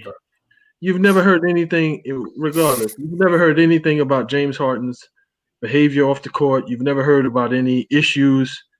Because they covered it up. Because they covered it up. Because they were winning. Now that's where all this stuff is coming out now. The organization is letting all this out now because, okay, you want to be a jerk about this? Okay, guess what? Now we're going to spill all the tea. It's kind of like the Mark Jackson thing. Okay, we heard Chandler, about a lot of Chandler. We've always known James Harden is the strip club king. Exactly. But the majority of the the casual NBA fans, a lot of NBA fans didn't know that. So now they're hearing us like, oh my God, James Harden was a terror. Listen, yeah, that was going on a while, and that's why all this stuff is coming out. And he was late all the time, and we had to hold the bus and hold the plane and That, yes. You understand what I'm saying? So that behavior was always going on. They allowed it and covered it up because it benefited them. Now that it no longer benefits them, bruh, you know what I'm saying? It's all they spilling all the tea now. But what's wrong with the strip club? Nothing. Well, if you late for practice the next day, you late for film study because you was out the strip club, that's a problem. That is a problem. And you still dropping 34. You still leading the league. It doesn't matter. It doesn't matter. But you're separating yourself from the rest of the team. And you still getting 34. And that's come out also that a lot of the players on Houston weren't feeling him doing what he was doing because you now are separate from the team. James can go do this. I can't. I gotta pick my wife up. I gotta pick my wife up, my kids up, but now I gotta be late for them because James Harden wanted to hang out last night at the strip club. So now film session is gonna be late because of him, and now I gotta hear it from that's not right. You don't get to do that, man, because you dropping 34. You don't get to impact other people's lives. You don't get to impact other people's lives because you dropping 34. That's not how this works. Is that a function of James Harden, or is that a function of management? It's both. We're gonna make so it's not both. They allowed it. Yeah, exactly. They allowed it, which now he expects it from. He expects to do whatever he wants anytime he wants to. Yo, I ain't gotta come to camp on time. I'll be there in 2 days. Right. Y'all get on without me, and I'm eating everything because Joel Embiid sent me some Jollof rice and stewed chicken. I'm good. And I'm getting me some baby back ribs. Yeah, and then he went further west and got with Andy Ruiz Jr. Exactly. Oh, there you go. There you go. What do you mean, here we go? I'm just saying. That's true. You can't come to camp 30 pounds out of shape. Yeah. No. Yo, the camp wasn't supposed to start, and they basically accelerated the season. If the season was starting, when he accelerated his eating once he was out the bubble. But see, here's the thing. You said that previously, Bishop. I can't excuse the guy for that. You're a professional player. No. You knew when the day was gonna start when you was playing ball. Right. You knew the date. You knew the date. Right. Like our brother in my chat. When did they make that decision? December 1st? No, they made that. They started talking about that damn near the day after the season ended. They started pretty much exactly. Right. When did they make the decision? When did they make the decision that the season was going to start on the 22nd? It wasn't no 2 weeks ago. That's for damn sure. It was after Thanksgiving, wasn't it? No, even so. They were talking about it before Thanksgiving. Actually, they were negotiating it before Thanksgiving. But then they made the decision, and they made the decision after Thanksgiving sometime. But if you already know, hold on. But if you already know if they're targeting, you understand? Even before Thanksgiving, something just a signal in your head, like, okay, I need to stay in shape. I need to stop. Let me stop hanging out with Joel Embiid, and let me stop hanging out with Andy Ruiz Jr. eating tacos. Get your mind right and focus as a professional player. Period. End of story. So let me ask you this. What was Steph Curry doing? What was Jimmy Butler doing? Thank you. What was LeBron doing? Well, Jimmy Butler and LeBron just stopped playing. James Harden was out of that bubble. So maybe they took a slight rest and they went to light working out. But James Harden was out of the bubble. Is LeBron gonna come back 40 pounds overweight at any time? LeBron is an exception. No. LeBron is an exception to the rule. How? He's an exception to the rule. That dude is in shape. Yeah, that dude is in shape all year round, dude. All year round during the summer months. Okay, that's right. That's true. Right. And that's why he has the career he has, and that's why James Harden has the career he has. Everybody don't have that dedication like that, though. Hey, but James Harden got a lot of buckets. No, that's what James Harden. LeBron is playing to have his name in the annals forever. Like he's having his name one or two of the best all time in the NBA. One or two. Right. And James Harden just gonna be known as He ain't playing that for dude that scored a lot. Yeah, he playing for, hey, I had 6 scoring titles. I had how many All-Star appearances and first team NBA this and so forth and so on. And that's it. And that's it. And that's a bad indictment on him. Which is why he's going to wind up in Sacramento. Oh, well. Have fun. Have fun. Yeah. You know what I mean? Yo, let's do some more moving on. We're going to get into a little bit of laying of the boxing here. This past weekend, we had Canelo Alvarez fighting Callum Smith. And Canelo unified the super middleweight championship out there. Yo. Stop it. Don't do it. No, this isn't going to be as bad as the other fight the other week. It's not going to be as bad. I kind of figured I did say it was going to go the distance. I figured more of a split decision I based that basically on the height differential between Smith and Canelo. I did. I'm not gonna lie. He was like 6-7 inches taller than him. Don't matter. You know? Well, that's obvious but I did. I'm not gonna bet against you because I said Canelo would win. I just said split decision instead of unanimous. You understand? So he won. I'm not mad at it. You know what I'm saying? I mean, he clearly beat the guy. From the bell to the one bell to the other bell. I forgot. Boy was outclassed. Yeah, I forgot who said it. Somebody said that Canelo was basically meat tenderizing Smith. Yes, he was. Which I found hilarious. And Canelo need to finish his job because he done beat 2 of them. Because it's 4 of them that fight. They all in the same the same weight class. Beat the other 2. They're not 4-0 against the family. They're not going in there with him. They're not getting in there with him. What I think is interesting, what's the guy's name? Jamal Charlo? Right. Charlo's like, well, F it, I'll fight him. I'll go. At first he didn't want to go to 168, but then during the same that same interview, he just said, F it, I'll go to 168 and we get this fight going. Because I would like to see he's claiming that he says that it's false, that he's ducking Canelo. You know, he's saying that this is a bunch of BS and he claims he wants to get it on with him. When was that, the night of the fight? I'm not sure if it was the night of the fight or the night after the fight. Of course he's gonna say that. He wants money. That's a big money fight for him. Mm-hmm. The fans want to see it. Right. I would like to see it, but I really don't think Charlo can beat Canelo. No, from what I saw Canelo on Saturday, I think he took that fight with Mayweather. I think he took it. Yes, he watches that tape religiously. Mm-hmm. He took some of those lessons because some of the defense that Canelo was exhibiting during that fight, it was like, yo, that looks like Floyd right there. Right. Okay. Standing right in front of the dude. And it's like, dude, you 6'3", 6'4", whatever it is, with a 7-inch reach advantage, and you won't throw jabs. You are letting a stronger power puncher come in and just do whatever he wants to you. And it was just like, in a couple of those shots that Canelo threw, I'm like, yeah, if that connects, it's a wrap for him. If that connects, it's a wrap for him.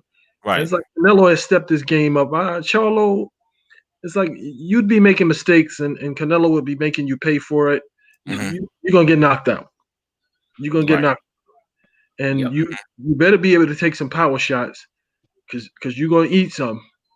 And it's like, yeah, you're going to eat some. You better be able to take them. And Canelo has proven that he got a chin. So I don't know. He has a chin and he has good power. Canelo has done what Floyd does in fights. He fights a style tuned to the boxer he's facing. And sometimes Canelo is going to be an aggressive puncher in fights. And sometimes he's going to box, which is, you know, and I love the progression he's made from what he was before he fought Mayweather. He was strictly a puncher. Yes. A power puncher. Now he's a pure boxer. He's a calculated. He calculates in the ring. Yeah. Distance. His footwork is really good.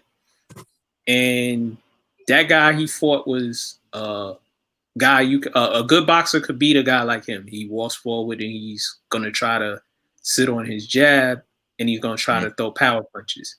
Those guys are easy to beat. if you can withstand their power. But I'm saying you got a 7-inch reach advantage and you don't have a jab. Doesn't matter. You don't have a jab. Right.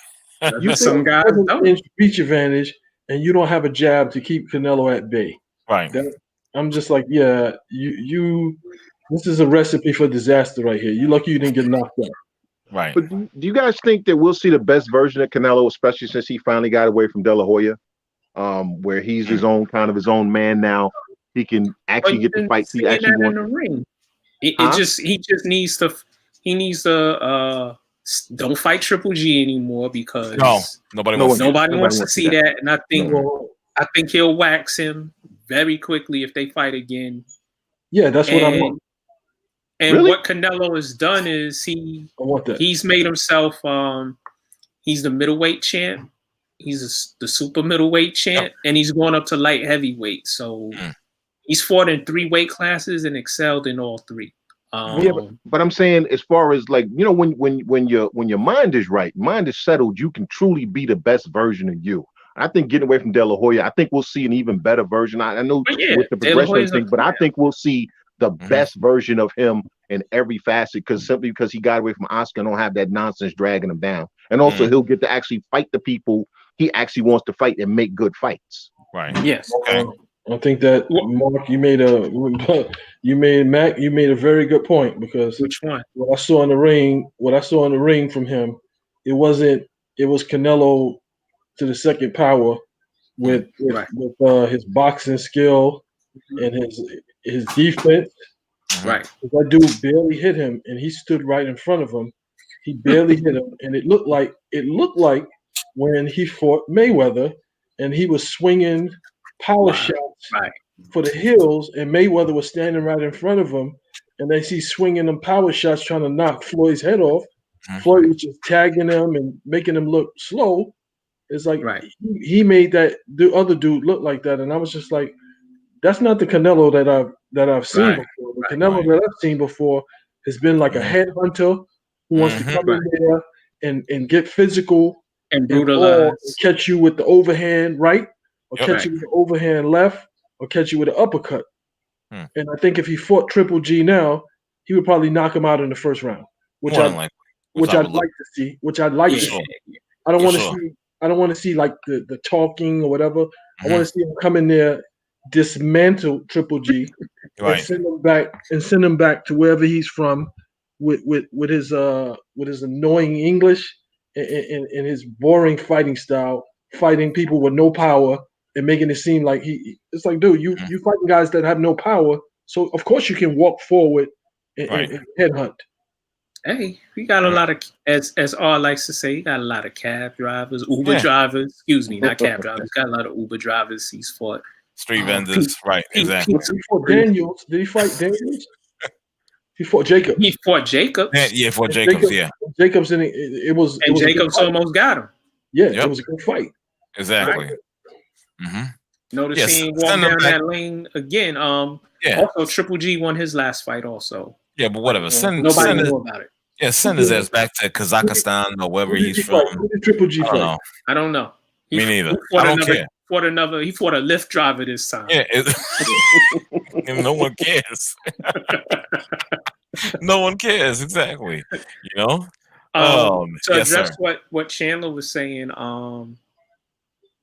La Hoya became what he said he wasn't going to become. He's become a version of Bob Arum, or a bad manager, bad promoter. Yep, indeed. He's slowly losing a lot of his talent. I forget who he has left since Canelo left. I mean, does he have anybody? He does. He has a couple names. He has a couple big names. But everybody's slowly leaving De La Hoya. When De La Hoya was having his troubles with the drugs, alcohol, and the other stuff, and Al Heyman and get the white guy's name they were running Golden Boy Promotions, and it was better run when De La Hoya came back. You know, went in the toilet. I don't know if De La Hoya with Canelo leaving, and if he loses some of the other big names he has, I think his run as a top tier promoter is over. For sure. There's no question. I like Anthony Joshua's promoter. They do good business. Mm-hmm. Yeah. I think De La Hoya sells at that point and keeps the name, but somebody else is running it. I think that's the best route for him to go. But the whole problem with him is that inferiority complex. You remember even back when he was boxing, he wasn't really accepted here. He wasn't accepted in Mexico. He was always he was accepted here. Well, I was stationed in Southern California then, and they wasn't really feeling De La Hoya like that. No, they were feeling him here, and he was the top guy in boxing at one point. He might have been, but what I'm saying is he never was really fully embraced on either side. Yeah, everybody thought he was the best, but he was never really fully embraced, which has always been a thing with him. Because everybody kind of viewed him as a fraud. He's a fake human being. You understand? He's just a fake human being. He's not a good person, and that's always shown through. And no matter what he's done, so I think that's why when things were running better when he left. And I think he's going to have to take a look in the mirror and say, listen, if I really want to have this business run well, I need to check my ego and step the hell away and let somebody else run it. And I'll just be, I'll be in charge. But, that president emeritus deal where you just sit there and we send you a check every month. That's what he needs to do. His ego won't allow him to do that. Yeah, I know. I doubt it. You know what I mean? I definitely doubt it. Yo, let's do a little moving on. Let's go into a little bit of baseball real quick. Maybe not even that quick. Well, it only took damn near a decade exactly. Who knows? But now Major League Baseball has reclassified the Negro Baseball League and will now recognize the Negro League statistics. Yeah. After a century. Yeah. And they're going to recognize some of the stats. Yes, they will. Yeah. Yes, they will. How they're going to do it is interesting because then that means that that Ted Williams won't be the last person to hit 400. Right. Someone else will. I forget the gentleman's name. He starts with an A. I was listening to Bob Kendrick talk about it the other day. And Howard Bryant wrote a really interesting piece about it where he kind of killed baseball and because he was advocating for the whole you should have put them in there in the record books but kept it as the Negro League, so the whole separate but equal thing. And I'm not really feeling it. I understand where he's coming from. This is not the greatest way for baseball to make up for what they did, but you know what? This generation of baseball didn't do that. Okay. These are not the ones that were there in the 40s and 50s. So I understand what they're trying to do. Yeah, I'm glad that the Negro Leagues finally going to be recognized as major leaguers, which helps the cases of Minnie Minoso isn't in the Hall of Fame. Minnie Minoso is not in the Hall of Fame, and he should be. But by adding the stats now from the Negro Leagues to his stats, that helps his case to get in the Hall of Fame. Right. So I understand people who have a problem with how Major League Baseball is doing it. I understand it, but if you look at the bigger picture, look at the families of some of these guys who are gone. And how happy their families are that their relatives are finally being recognized in the Major League Baseball record books. And if they're okay with it, then who am I to say that is wrong? Because they're the ones who are really directly impacted by it, not me. I'm a fan. I'm a fan of Black Man, all that. I'm impacted, but they're the ones who are directly impacted by this. So if they're okay with it, then you know what? I got to be okay with it because they're the ones, like I said, who it really matters to the most. But it's a piss poor way for Major League Baseball to try to rectify a terrible thing. But you know what? Sometimes better late than never. Sometimes some apology is better than no apology. Right. I gotta agree with Chandler, and we're gonna we're gonna get Mr. Kendrick back. If you go to our archives, we had him on last year or year before last. Yeah, I think it was last year. He's the president of the Negro League Hall of Fame in ours favorite city or state. Jesus, whatever. But I agree. Long time, but the way it's being done is sort of meh. But I get what you said, Chandler. I agree with you.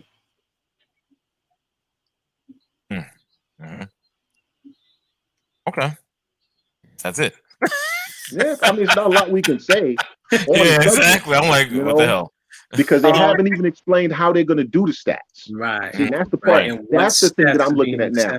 How are you going to do it? You understand what I'm saying? How are you going to do it?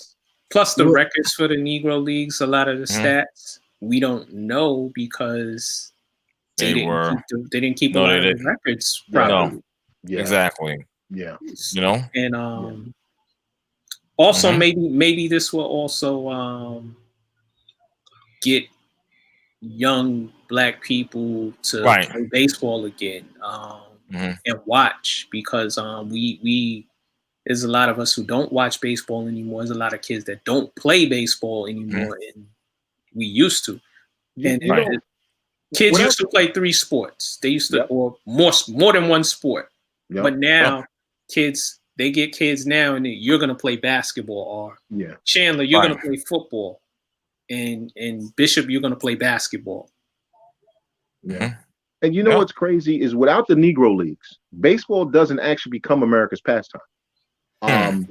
Because the Negro League teams used to rent the Major League ballparks to have their games. They outdrew the Major League teams. But the owners, the owners were getting probably all the concessions. They were getting a cut of the gate. You already know. All of that stuff like that. Then if you think about the golden age of baseball, when is truly the golden age of baseball? From about 1947 on, isn't it? From about 1947 to about 1968. Who are the majority of players that when people talk about that age of baseball, who are they talking about? They're talking about all the players that came in from the Negro Leagues, whether they realize it or not. Okay, not just Jackie, but Newcomb and Campy and Monty Irvin and Larry Doby, and then you can go on and on and on and on and on and on and on. All those guys came from the Negro Leagues, and that's when baseball really experienced its greatest period of everyone loved baseball. Right. And now that we've kind of diminished from the sport, what has baseball become? It's become a niche sport again. Right. Also, I know people try to beleaguer Babe Ruth, but Babe Ruth actually was trying to he wanted the Negro, he wanted the Negroes to play. Yep, he did. He wanted Hispanics to play. He wanted the best to play the best. And in the off seasons, he would go on barnstorming tours and play in the Negro Leagues. He would play in Cuba. He would play in Japan. He would play in other Asian countries, and they didn't like that. So he got blackballed. And there's a great, I gotta remember the name of it. There was a great documentary that I was privy to see about Babe Ruth, but it also in there is sidebarred into the Negro Leagues, and beautiful documentary on him to show what a classy man he was. And baseball just has to I don't know how they're gonna. They need more baseball academies and cities. They need to more baseball needs to be played in the cities. If you want to try to get, try to get our kids to play. But the problem with that is, it's an expensive sport to get. You know what I'm saying? But it didn't used to be. It didn't used to be. You remember that? Right. All you needed was a bat and a glove. There you go. You're right. I agree with you. But now times have changed, brother. Times have unfortunately changed. You understand? Yeah, they priced it. There's a reason why. This out of the doggone sport. It's ridiculous. There's a reason why. Yeah, I know, Bishop, but I mean, if you think about it, what were the sports that we played the most? All we needed was the ball, right? Basically, right. So all we needed was basketball. Hey, give me the ball. We going out to the court. Right. Baseball. Who got a bat? Who got a ball? All right, man. We going over to the schoolyard. Right. It's funny though, but I'm not sure if you brothers all did it, but my neighborhood, we started playing. We played couple games of baseball. Then we went across the street because there was it was like a little baseball field in our backyard. Okay. Where my building was, and then there was a basketball court there. We went and played basketball. And then somebody brought out a football. We played all day. We switched back and forth. Yeah. Okay. Yeah. Depending on how many people you had, determine which sport you played. Right. Exactly. If you only had like 7 people, you play basketball. If you had more, you had 8 to 10, you played baseball. If you had more than that, you played football. Right. Pretty much. You know? Right. Mm-hmm. Right. Crazy. And I don't see kids playing. I don't see kids outside no more. No. How about that? You really don't. You know what I'm saying? They don't want to get shot. Well, that's a whole I live in a nicer neighborhood. I still don't see no kids. Mm-hmm. Because it's so expensive. Now they got these travel teams where you got the parents got to pay all this money. Yep. There you go. You know, and you know, the kids, they got to take the kids here, take the kids here, take the kids here. The parents don't have the money for that. A lot of these, you know what I'm saying, who's got the money to pay for their kid to be traveling across? Who's got that money? No, not a lot of parents, that's for sure. Right now, the easiest sport is for us is basketball. Yeah. All you need is a ball. Yep. And a rim. That's it. Football, it just is what it is. You want the bigger kids. The bigger kids don't play football. That's it. And they're gonna pay for their uniforms and their equipment, which is probably, I guess, football equipment and baseball equipment is about similar. I think we got to do a price comparison. Right. So with baseball, you got to think this. When we were growing up, you didn't have helmets, you didn't have all the protective gear. No, you didn't have all of that. You just had a ball, the bat. Some kids had gloves. Yeah, right, and we borrow gloves. Yeah, some kids had gloves, and then it would be like, okay, well, if I'm on defense, if I'm in the field, I'm gonna use your glove. Right. Yeah. That's right. I remember that. Even when I played on teams, some teams everybody ain't have a glove, so the other team, let me borrow your glove, no problem. Yeah. There you go. You get stuck with the left-handed glove, and you right-handed, and you get stuck with the lefty's glove. But now you gotta have helmets. Right. Have protective gear, depending on what position you're playing. You gotta. So it's like it's a lot different than when we were growing up. I don't know if we were tougher or if we just were dumber. Like we didn't know the danger. We didn't know the danger associated with some of this stuff. Again, like we played sports, but we played those sports on concrete. Yeah. Oh yeah, that too. There was no field. Like guys would be playing football in a concrete schoolyard. Guys would be playing baseball in the concrete. They had the lines drawn. So it's like there's no space in the inner city for that. No. Right. So that comes from a combination of things. There's limited space, limited resources, and if you are focusing on your 5 basic needs to live, you don't have that time, that extra time to dedicate to having your kid participate in extracurricular activity. I played baseball with no cleats for like a minute until somebody got them for me. Okay. You know, I mean, I've told Mark this, but you know, I missed out on an opportunity to as a little leaguer to do like the traveling thing overseas because I have a passport. Anybody listen? I was best down the projects, man. Anybody in the projects? First of all, anybody even heard of a damn? What the hell is a passport? First of all, what the hell is a passport? Right. And we ain't got time to get it. All right, because ain't nobody got no money to be taking no damn pictures, so you ain't going. You understand what I'm saying? True. And that's still true in a lot of neighborhoods, man. People ain't got passports in some of these neighborhoods. They haven't even heard of a passport. For sure. They lucky if they have a New York State ID. Right. Y'all know I love basketball, and I still try to watch high school basketball and AAU basketball.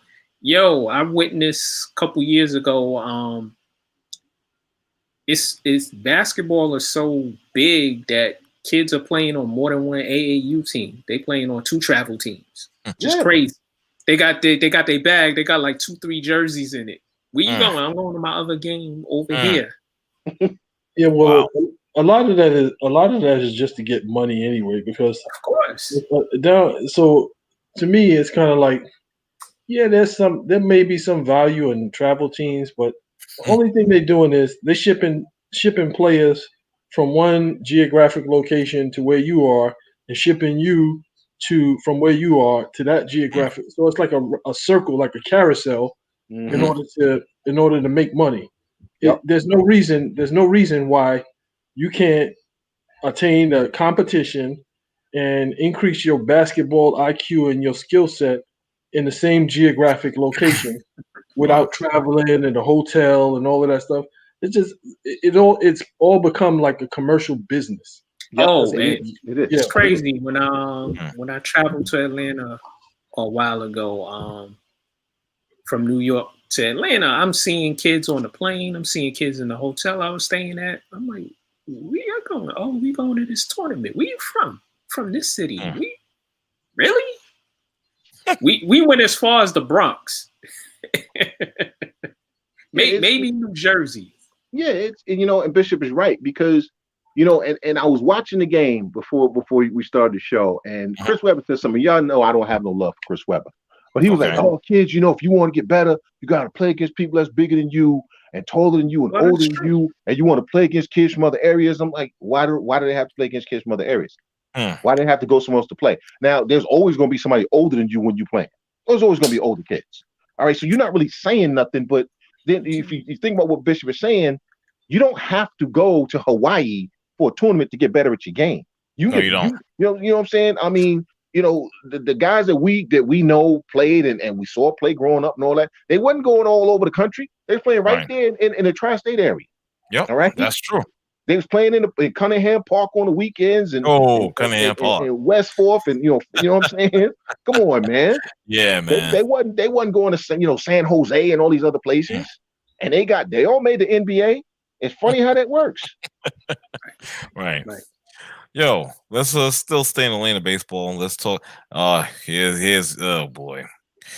Well, I just had one comment before you move on. Okay, yeah, go ahead, brother. So now that they are attempting to recognize the Negro League players from baseball, I'm wondering when they're gonna recognize some of the architects of hockey, because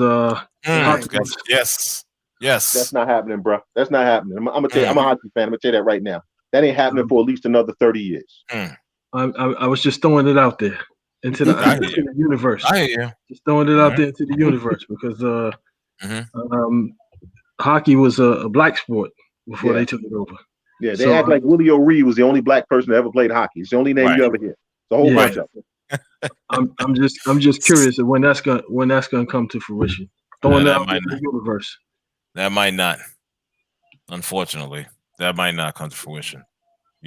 So New York Yankees. Yeah, this really has been bothering me for a minute now. Yeah, yes. All right, so it's rumored that they're far away from DJ LeMahieu's asking price of 5 years for $125 million, averaging $25 million a year. What's the problem? What is the problem here? They actually they are discrediting him and Mac, let me tell you something before you even say another word, because I get it. I agree with you. Discrediting. How can you discredit this guy? He's been the best player on your team the past 2 years. Right. And I seriously hope, I really hope that he starts entertaining other offers and goes someplace else. I really do. He might wind up in Toronto because he can go wherever. They want him, and they have a good team. They got a lot of nice young players, and those players want to embrace him as the veteran leader that they need. Yeah. I hope he goes. I hope he goes there. They got Bo Bichette.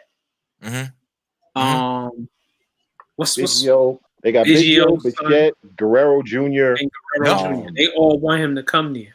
I'm sure. They got the Gurriel kid whose brother plays. They got Travis Shaw whose father plays. They got a lot of legacies up there. That's right. If y'all remember Toronto, and if you remember Toronto last year, and I told y'all Toronto was going to be good, right?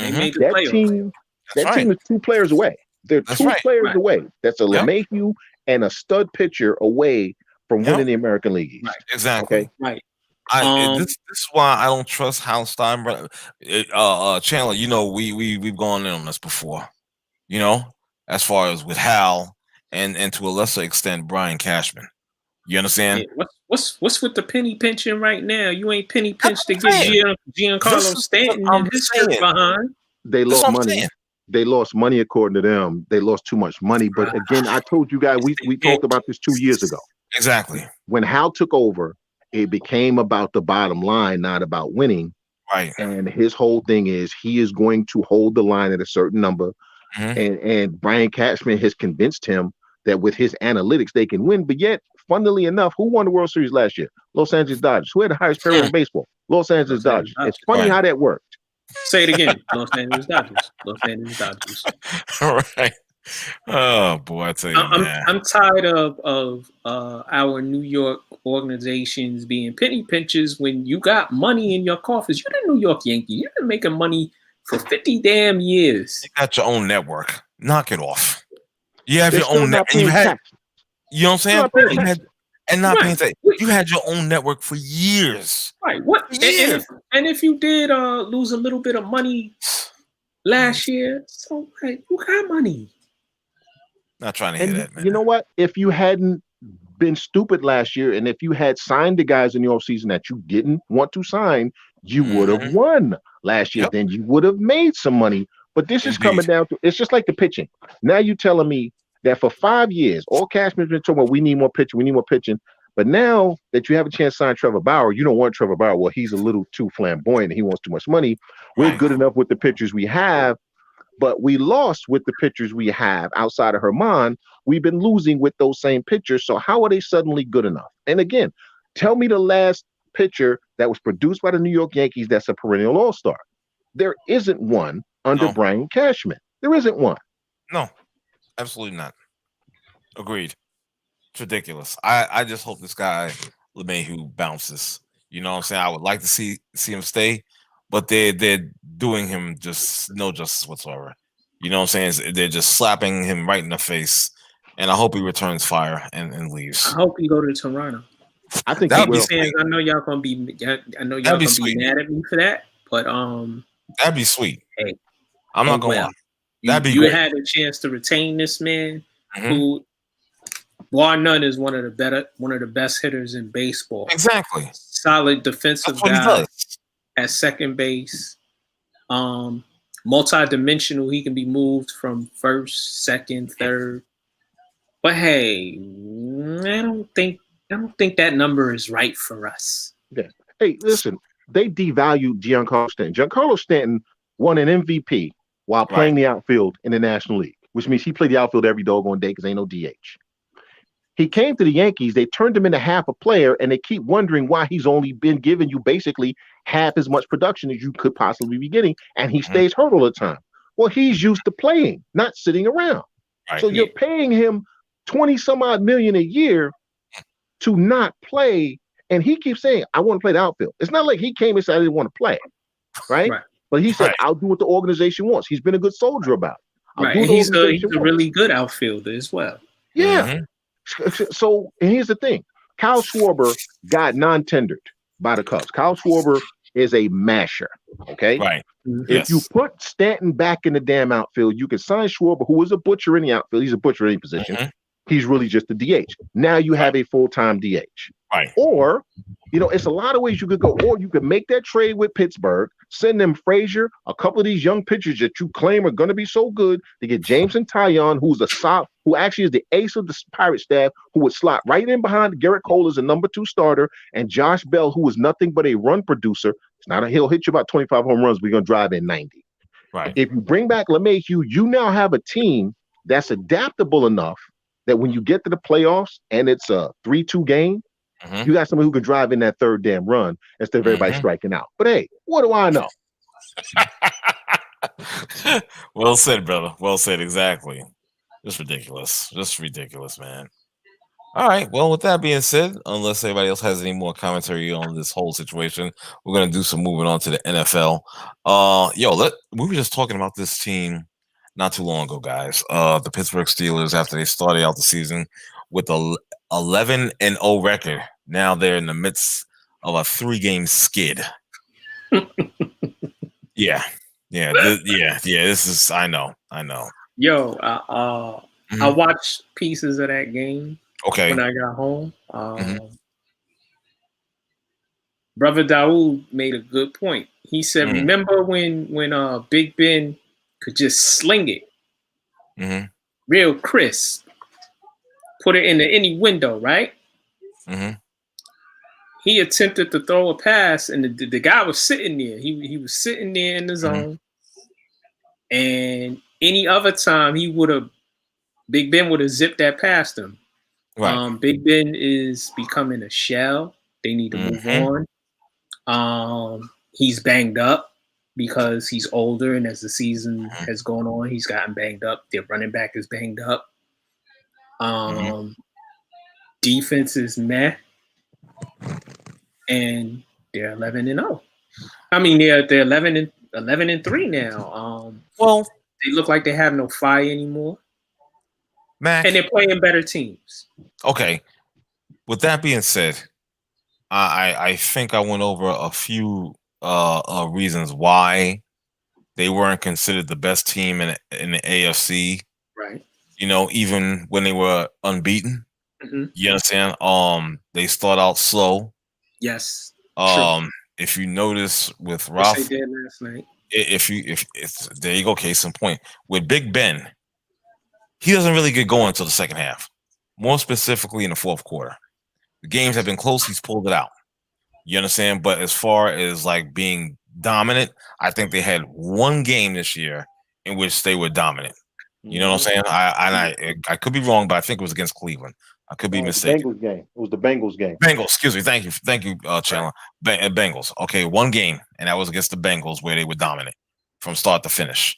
Other than that, the games have been closely contested. You know what I'm saying? They were fortunate to get those 11 wins. They were very fortunate. I can't put it any other way. You understand?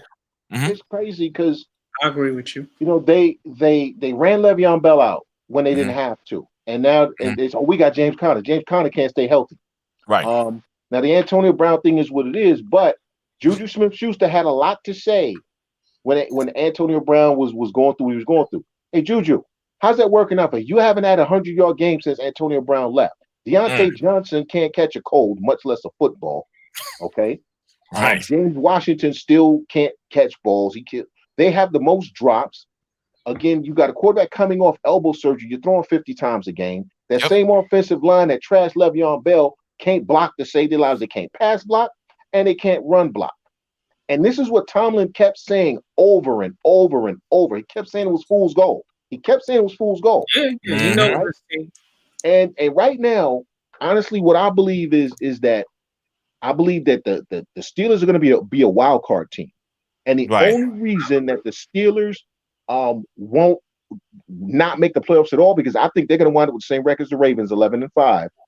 But because they beat the Ravens, even though they should have lost both of those games because they gave up over 300 plus rushing yards to the Ravens in both of those games. If the Ravens had won one of those games, the Ravens would make the playoffs. I think the Ravens are going to wind up 11-5, miss the playoffs because of the tiebreaker with Pittsburgh. But Pittsburgh is losing the last two games. Yeah, they're going to be 11-5, and they're out in the first round. You know what? Cleveland has looked good. I told y'all they had a good coach, and that what was going to happen was going to happen. Cleveland is gelling. I think they might have a similar record. So if things continue and Pittsburgh finishes 11-5, they might not make the playoffs, Chandler. Well, the thing is, because if Miami loses, and then it'll come down to Miami or Baltimore or Pittsburgh if they drop that low. That's the thing. But let's say the Dolphins finish 11-5, the Ravens finish 11-5, Pittsburgh finish 11-5.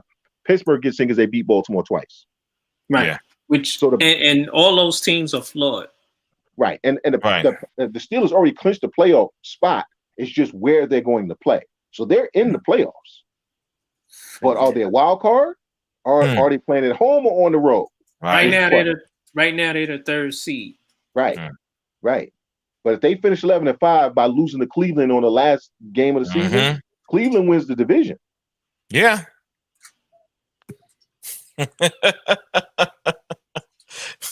It's going to be interesting because they owe Ben is owed $40 million next year. So if you cut him, that's still probably like a $25 to $30 million cap hit. Right. What are you going to do? And see, this is where I say, again, not to go back to the Jets, You got the second pick. Trade Darnold. You know who you trade Darnold to? Trade him to Pittsburgh. If I'm Pittsburgh, I'll take Sam Darnold because then I build up my run game. I don't let him do anything. I treat him like Roethlisberger his first couple of seasons. Just don't lose the game. We're going to run the ball. Right? He's going to be cheaper than Roethlisberger by a lot. Okay? And they have good receivers. Right. So it's a win-win for everybody. Interesting. Very interesting. Yeah. Yep. I agree. I like that. Chandler. Yeah, but like I was saying, man, smoke and mirrors. They've been getting away, man. Smoke and mirrors. They've been getting away. Everybody's like, oh, I made a joke earlier on a group text with Mac and Did you check in on that, brother? I ain't check on him. I was like, yo, I didn't know, but I was joking around saying because he's a big time Steeler fan. This is the guy that has the whole regalia, the whole jacket and the book bag and the mask. Yeah, the jackets, the sweater. Yeah, everything. So he comes into work with this stuff, and I'm like, dude, stop it. But I made a joke. I said, listen, like he's probably we got to do a wellness check on his brother because I haven't heard from him, and I know how to call I know exactly how the call would go too. It'd be like, okay, I called 911. Yeah, 911. What's your emergency? I have a friend of mine. I need to have you guys do a wellness check on him. He's a Steeler fan, and the operator cut me off. Okay, gotcha. Cut me off in mid sentence or whatnot. Right. Okay, gotcha. We're on it. You know what I'm saying? Right, but fellas, when Mike Tomlin made that comment, obviously his team didn't listen because we still see the same results. And obviously, there are a lot of arrogant players on that team who are long in the tooth and who are living off past glory. And the primary example of that is Marquise Pouncey. Yeah. Pouncey ain't the same center he was 3 years ago, even 2 years ago. The Villanueva who always, I got to stand up for this because I was an Army Ranger. Yeah, you're a clown and you got beat on every play. The best player on that team is Minka Fitzpatrick, who they traded for. They can't keep their middle linebackers healthy. They lost what's my man's name? Lost another one. But the one who couldn't play football anymore, whose name I can't remember. They lost him. Then they got the kid. Was it Bush? They lost him.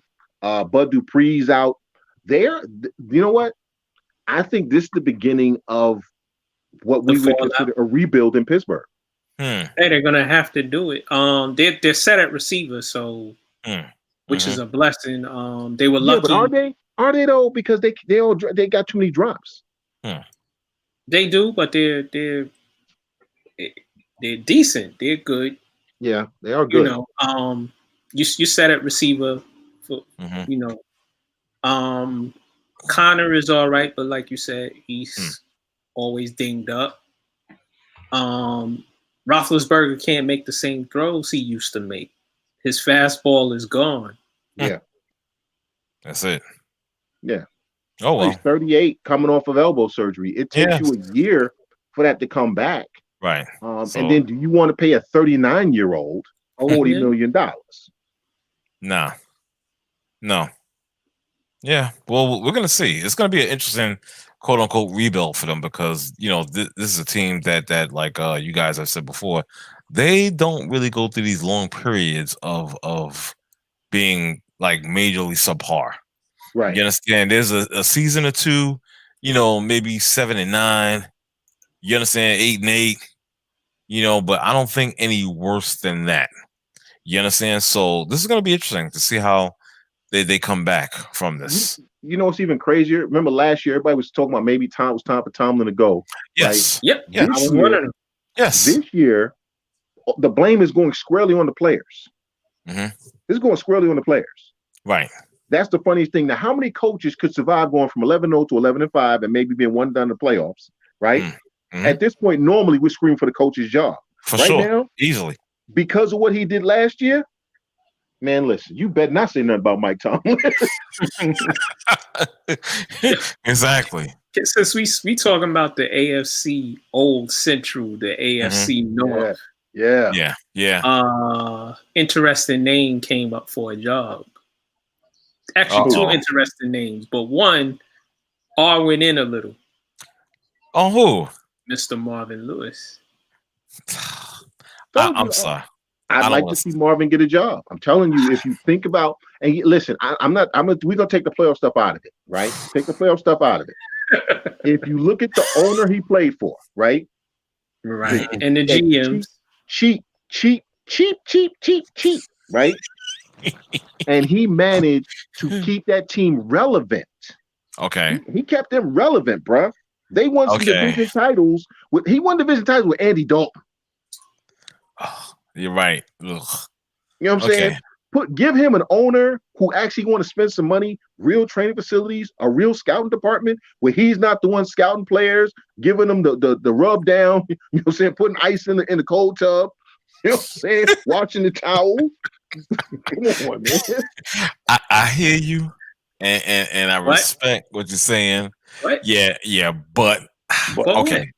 Here's the but.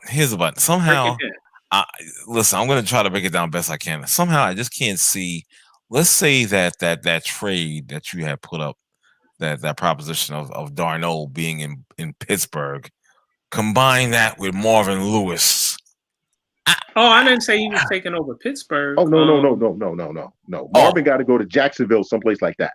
Oh, okay. Remember, he had it was an offer, right? He had an interview. He had an interview. Excuse me. Okay, my bad.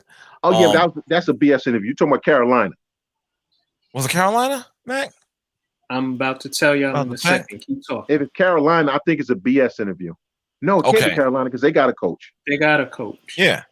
I forget who. I just saw this earlier today, but I forgot. I can't. Detroit, maybe? Detroit? Was it Detroit? Who else needs a coach? Oh, no, it was Houston. Houston, that's it. Thank you. Oh, no. Listen, you know what? It'll be Cincinnati all over again. No. If he goes there, you keep Romeo Crennel. Who's the GM? They don't have one yet, which is stupid. Exactly. No, I'm sorry. No, Marvin. Marvin needs to say no to that job because he's going to be in the same position he was with Cincinnati. I'm telling you, they setting him up. Right. That's a setup to fail because that ownership is dude. They put Bill O'Brien in charge of the organization. Come on, exactly. Man. You really want to work for them? No. Don't do it. I'm sorry. I know Sean Watson is there, but honestly, and you know what? Because ownership has to sign off a lot of stuff. Think who have they really gotten besides Deshaun Watson on the offensive side of the ball? They haven't done a lot, man, with their franchise, and they've had some quality players there. Exactly. So, no, thank you. It was Jim Caldwell who got the interview with Houston. Okay. Where's Marvin? Where was his interview? They said he has several teams interested in. Okay. But I like Marvin should go to Houston. I mean, Jim should go to Houston. Retain Romeo Crennel as your defensive coordinator. Mm-hmm. Hopefully, Houston signs they should sign a GM first before they sign a coach. Agreed. Of course. Yeah. Otherwise, because this nonsense of hiring coaches, then hiring the GMs, it's not working. It doesn't work. It's not working. It's ass backwards. Right. It's ass backwards. Bottom line, doesn't make any sense. It's stupid. Because now that the new GM is gonna have a coach. As he walks through the door, I don't even know who's that. Exactly. I don't even know this guy. Oh, I didn't hire him. I didn't hire him. Exactly. You're gonna create a situation right there. You understand? Well, if the GM is an adult, he'll speak to the coach. And again, you said, how often does that happen? Not a lot. That's why they said John Lynch wound up where he wound up, because I think John Lynch he's in San Francisco. He wanted to be in Tampa Bay, but it was a whole thing with them bringing him in after the coach, and he felt like the coach was going to try to knife him, so he went somewhere else. And smart move. Hire the general manager. Exactly. Right. Detroit is doing it also. Detroit is about to hire the coach before they hire the GM. Well, that's why Detroit is Detroit. But hold on, I've heard that that's Louis Riddick's job if he wants it. So maybe they got a sort of a handshake agreement behind closed doors. Like Louis, like, listen, I want to finish out the season on Monday Night Football. I want to honor my contract, and then I'll take the job. So if that's the case, then I think that if Louis Riddick gets the job, which I hope he does, then I think that he's already signed off on who the coach is going to be. Okay. All right. Well, we have to keep monitoring that one. Because that coach better be Eric Bieniemy, by the way. It better damn be Eric Bieniemy. Well, we're going to see. He should be everybody's coach. Exactly. Okay. For sure. We're going to see how this winds up. You know what I mean? Definitely, man. All right.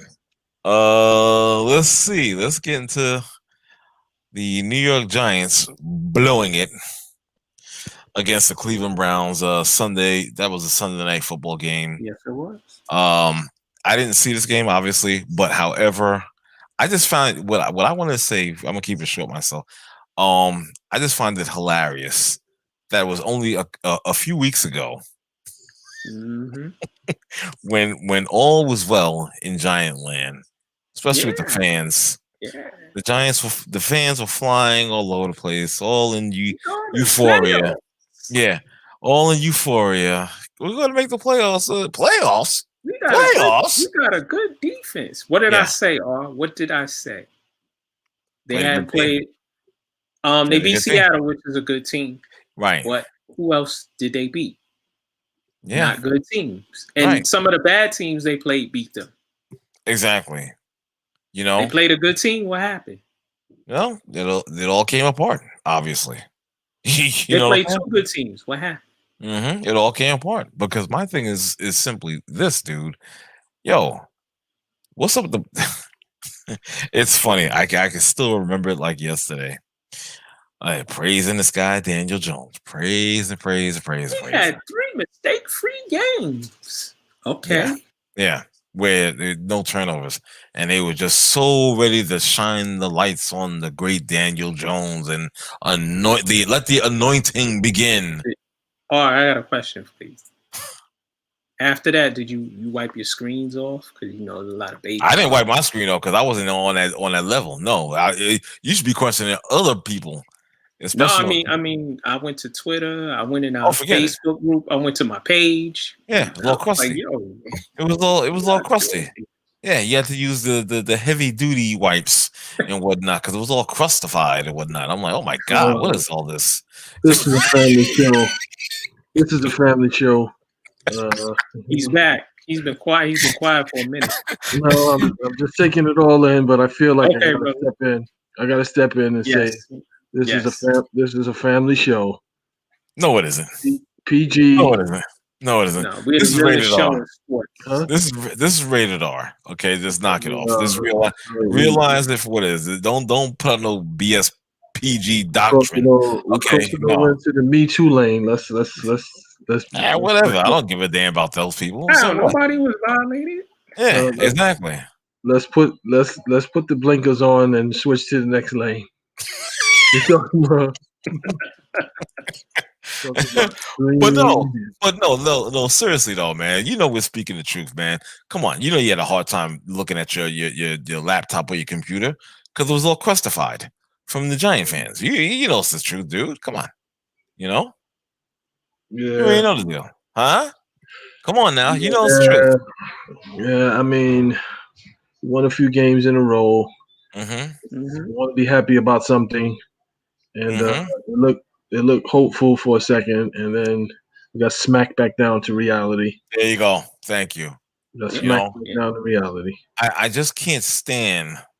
If it happens, fine. You understand? Because I'm not gonna act like it's never happened before. You understand with the Giants or any other sports organization. I'm not gonna because I've seen it. But at the same time, could we just kind of tone it down, be realistic, think logically? Nope. Before you go on and anoint these people as, we're going to the playoffs. You're going to the playoffs with a freaking 5-9 record.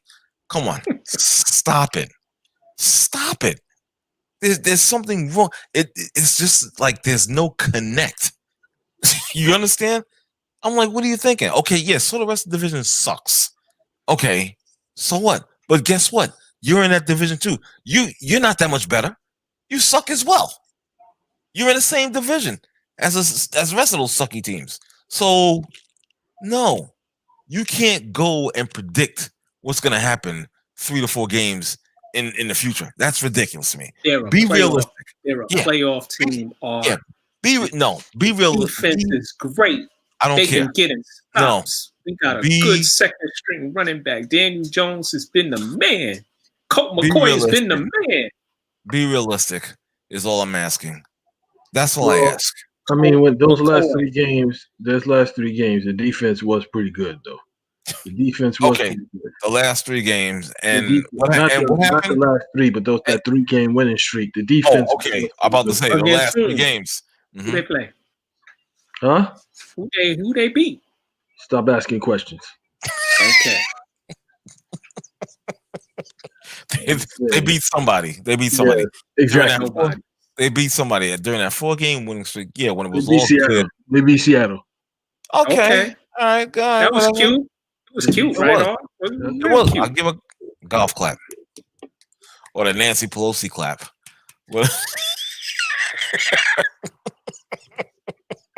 I'm just saying, it was cute. Okay, whatever. But are they going to the playoffs? Nope. Can you say with 100%? Oh, wait. If Washington sits their crazy quarterback down for what he did, then maybe they got a chance to possibly win the division. They do, because that made.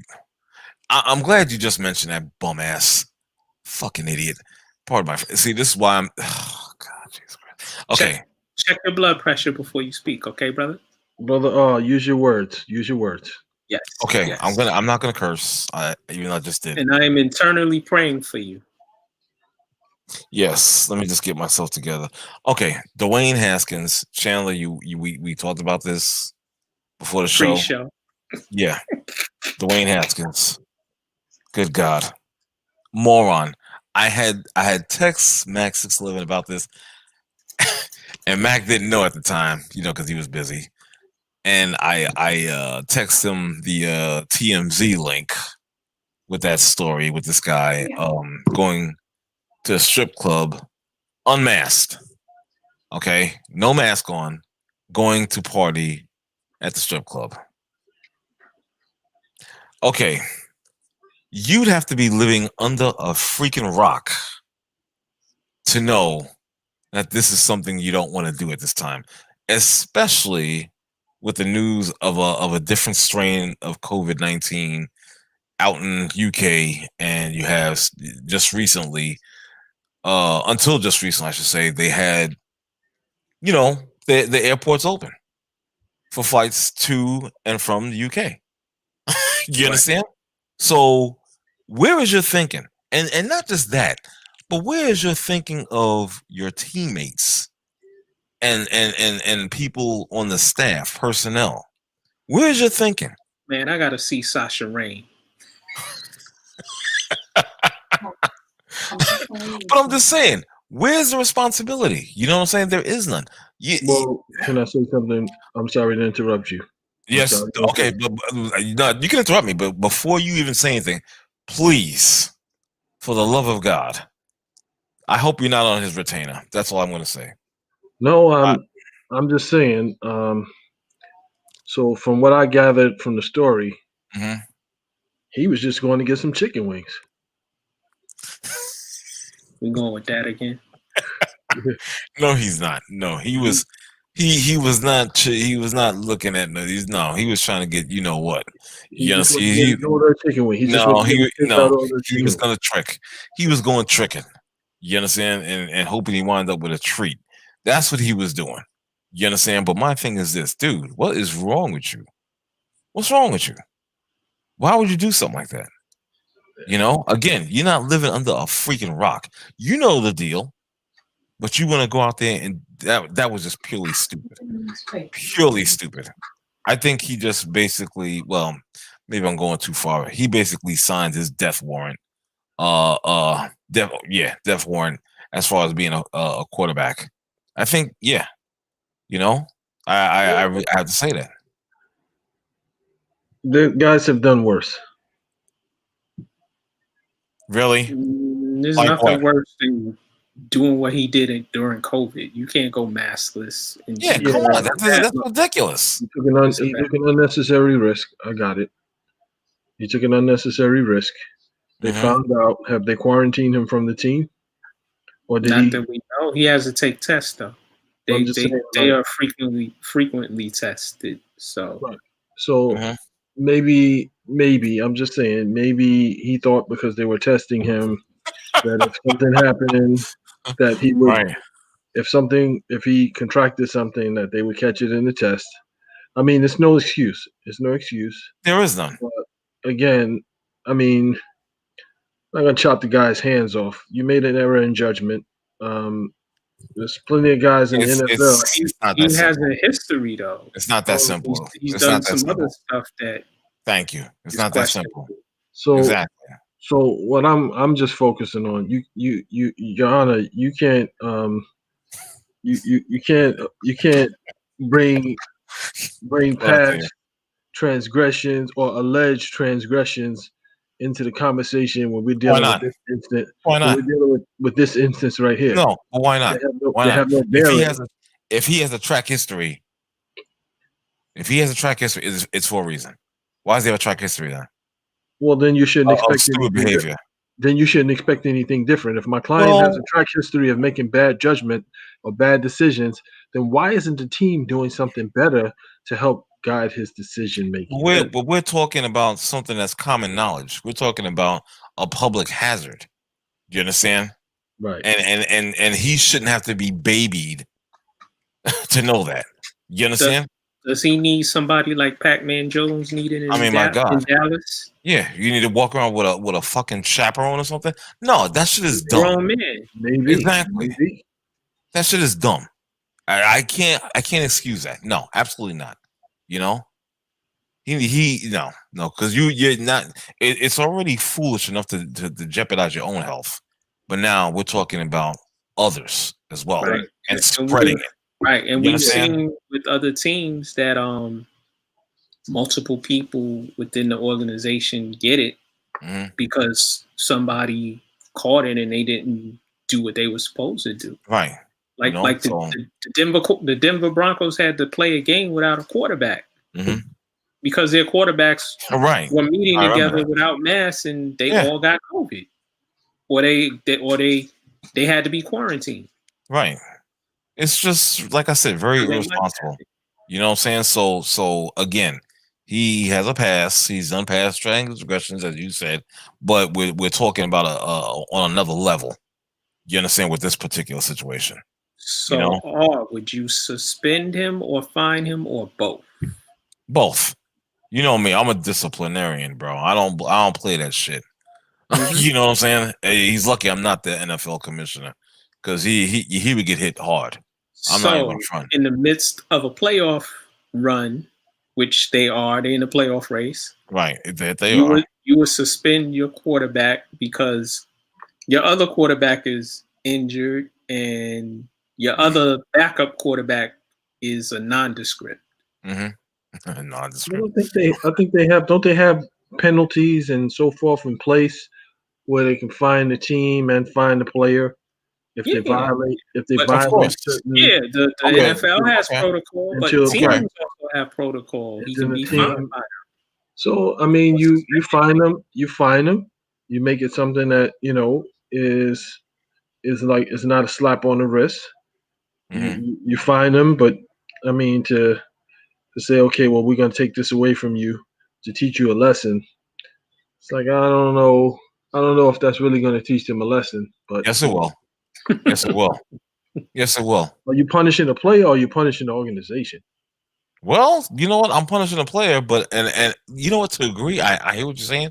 To a degree, I am punishing the team, but I'm making the team be responsible for him. Right. Because they're gonna come down on him for that. Yeah, you mean to tell me you cost me my extra playoff money I could have made and whatnot for you going to some for you being a trick and going to some strip club? Ninja. Then you have You know what I'm saying? Yeah, but I mean, again, yeah, they made a commitment, and you have your teammates, you have the coaching staff, you have yourself, your family that you have to take into consideration. And he had an error in judgment, and it's kind of like, yeah. First of all, you need to make sure that he understands the gravity of the situation, and just Oh, he there's a will. lot of people. There's a lot of people that could have been impacted by it. He would understand if I traded him to the Jets tonight. Wow. Okay, there you go. That's horrible right there. No, I mean that right there is horrible. That's money bad fines. enough. Money fines. That should be. I think a monetary fine, that would fine the organization and fine him, and I think that's probably. I don't know if the NFL is going to fine him, but like I said, the Washington organization has their own protocol in place as a team, so that's up to the GM, coach, and owner. But what doesn't the NFL have protocol of fine the team?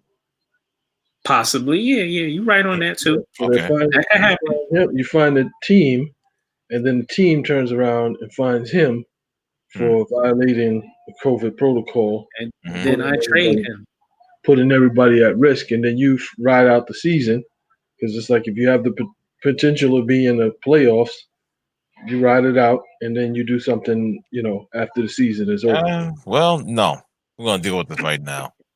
We're gonna deal with this right freaking now. It's the NFL, dude. It's the NFL. I don't care. I don't care who it is. You know what I'm saying? We're gonna deal with this right now, and that's it. Like I said, at this time, in what's going on currently or whatnot in the news or whatnot, you're not gonna overlook that. I'm sorry. Yeah. You're gonna deal with that. That's just what it is. It may sound unfair. It may sound harsh, but it is what it is. You understand? We got to see. This is the problem. We got to take the severity of this issue seriously. You understand?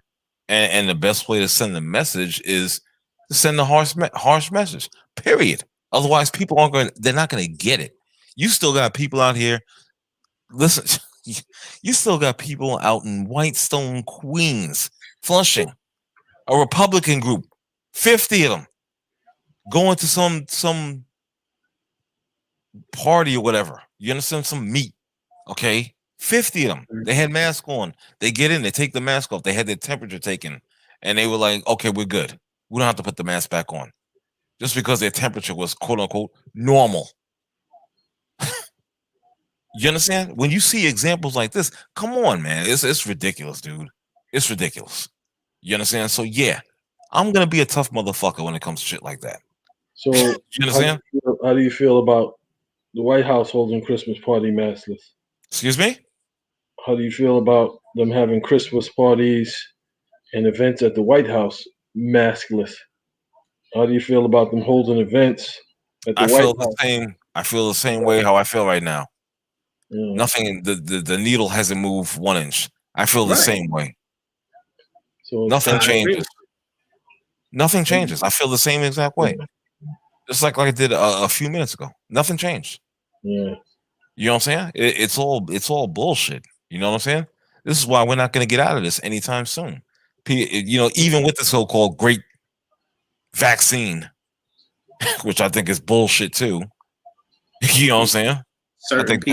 Certain people still holding big ass weddings. Certain people still running the strip clubs. Yeah, come on. People partying. They people still the people, the swingers still swinging at swing parties. Dude, really? All that stuff is happening still to this day. You understand? Just like I said, you got legal parties, these raves and all that stuff in Williamsburg, Brooklyn, and Manhattan, Chelsea. You got all these people are selfish. People going to rooftop bars. Really? Yeah, people are selfish. Let's keep it real. You know what I'm saying? They at first when this thing was hitting hard, they took it serious. But after a while, people are like, you know what? I'm tired of this. I'm tired of wearing a mask. Oh, woe is me.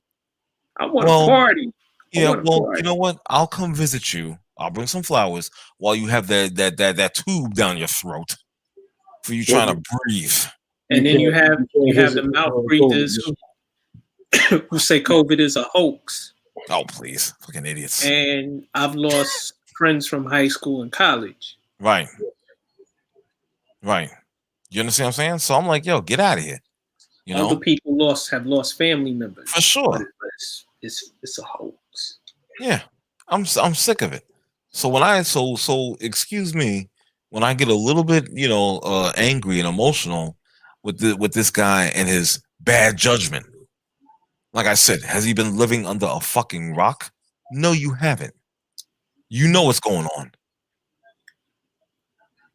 Hey, he wanted to make it rain. He hadn't made it rain in a while, so he's a fucking idiot.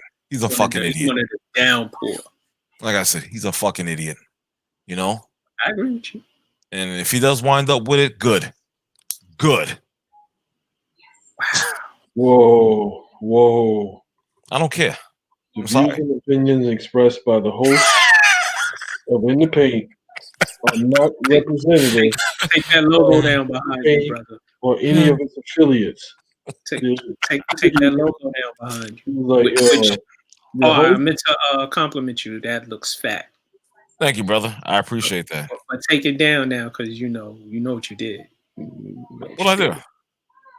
You went a little too hard there. Okay, I'm sorry. Oh yeah, let me take it. Okay, let me go off camera. I'll go off camera. There we go.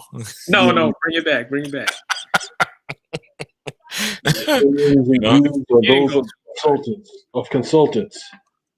Not I'm just saying, man. Yeah, listen, sometimes you gotta get what you deserve. You gotta get what you deserve. Yeah. I'm just saying. Listen. I'm no perfect citizen by no stretch of imagination. Well, we know this. We know this. I know you off screen. We know this. I'm no perfect citizen, but damn it, I mean, come on, it's ridiculous, man. It really is. It's a slippery slope when you start saying that people deserve. Well, listen, people deserve that. You went down a slippery slope. I did. Yeah, just like no, not you, Haskins. Oh, yeah, exactly. And I feel listen. Certain people need to just like meet their maker, and that's just what it is. I said the same thing about Joe Namath, with the Bolivian hitman snuffing him out because he's responsible for the Jets malaise. That's just what it is. People refuse to acknowledge this. And all he wanted was a little kiss. That's all he wanted. Okay, stop. That's all. Stop. I know, Joe just wanted a kiss. I know, but I don't want to hear that. Stop it. Okay, but I'm just saying. He made the deal with the devil back in Super Bowl III, and ever since then, it's been shitty feels for the New York Jets. He saw something. He was like, "Hey, I just want a kiss." Kill him. I'm just saying. Just Jet fans need. Again, I'm gonna say it again. Jet fans need to put their money together. Whatever few pennies they have, put them all together collectively, and get a nice Bolivian or Chilean hitman and kill this guy. Ladies and gentlemen, the views and opinions by the consultants on In the Paint are not the views and opinions expressed by In the Paint. Listen, man. Or any of its affiliates. I'm just keeping it real. I'm just keeping it real, brother. That's all it is. The show is a consultant. So those are his personal views. In the Paint does not advocate any violence. Thank you, sir. Thank you for keeping us. Yeah, thank you very much. Discrimination based on orientation, sexuality, religion, race, mental capacity, alleged mental capacity. I'm trying to get this country back in order. See, if you listen, let me tell you something. If you had me as mayor of New York, God, the wonderful times, I tell you, the wonderful times we would have in this city. It wouldn't be like Max. It wouldn't be like this dickhead de Blasio. You know what I'm saying? That's for sure. I'd be light years ahead of that guy. There's no question about it. You know the saying, there'd be a chicken in every pot. Well, in my case, there'd be 2 chickens in every pot. Yeah. Dude, you had your run at mayor and you failed. I didn't have my run at mayor. No, I didn't fail either. Weren't you that dude, that candidate that was like the rent is too damn high? No, that's not me. Okay, listen. You know what I hate? I can't stand that. That's one thing I'm gonna do. I'm gonna address this thing because I'm gonna address it because my thing is this: I can't stand the comparisons to him. I can't stand the one that really makes me pissed off is the TD Jakes reference. I hate that shit. What? Somebody referred to you as him? Yeah, they said, "Oh, there's TD Jakes," and I was like, "Fuck out of here!" It's like, first of all, I'm not fat. Right. That's like the Spike Lee comparisons I get. I don't look like a cricket. Exactly.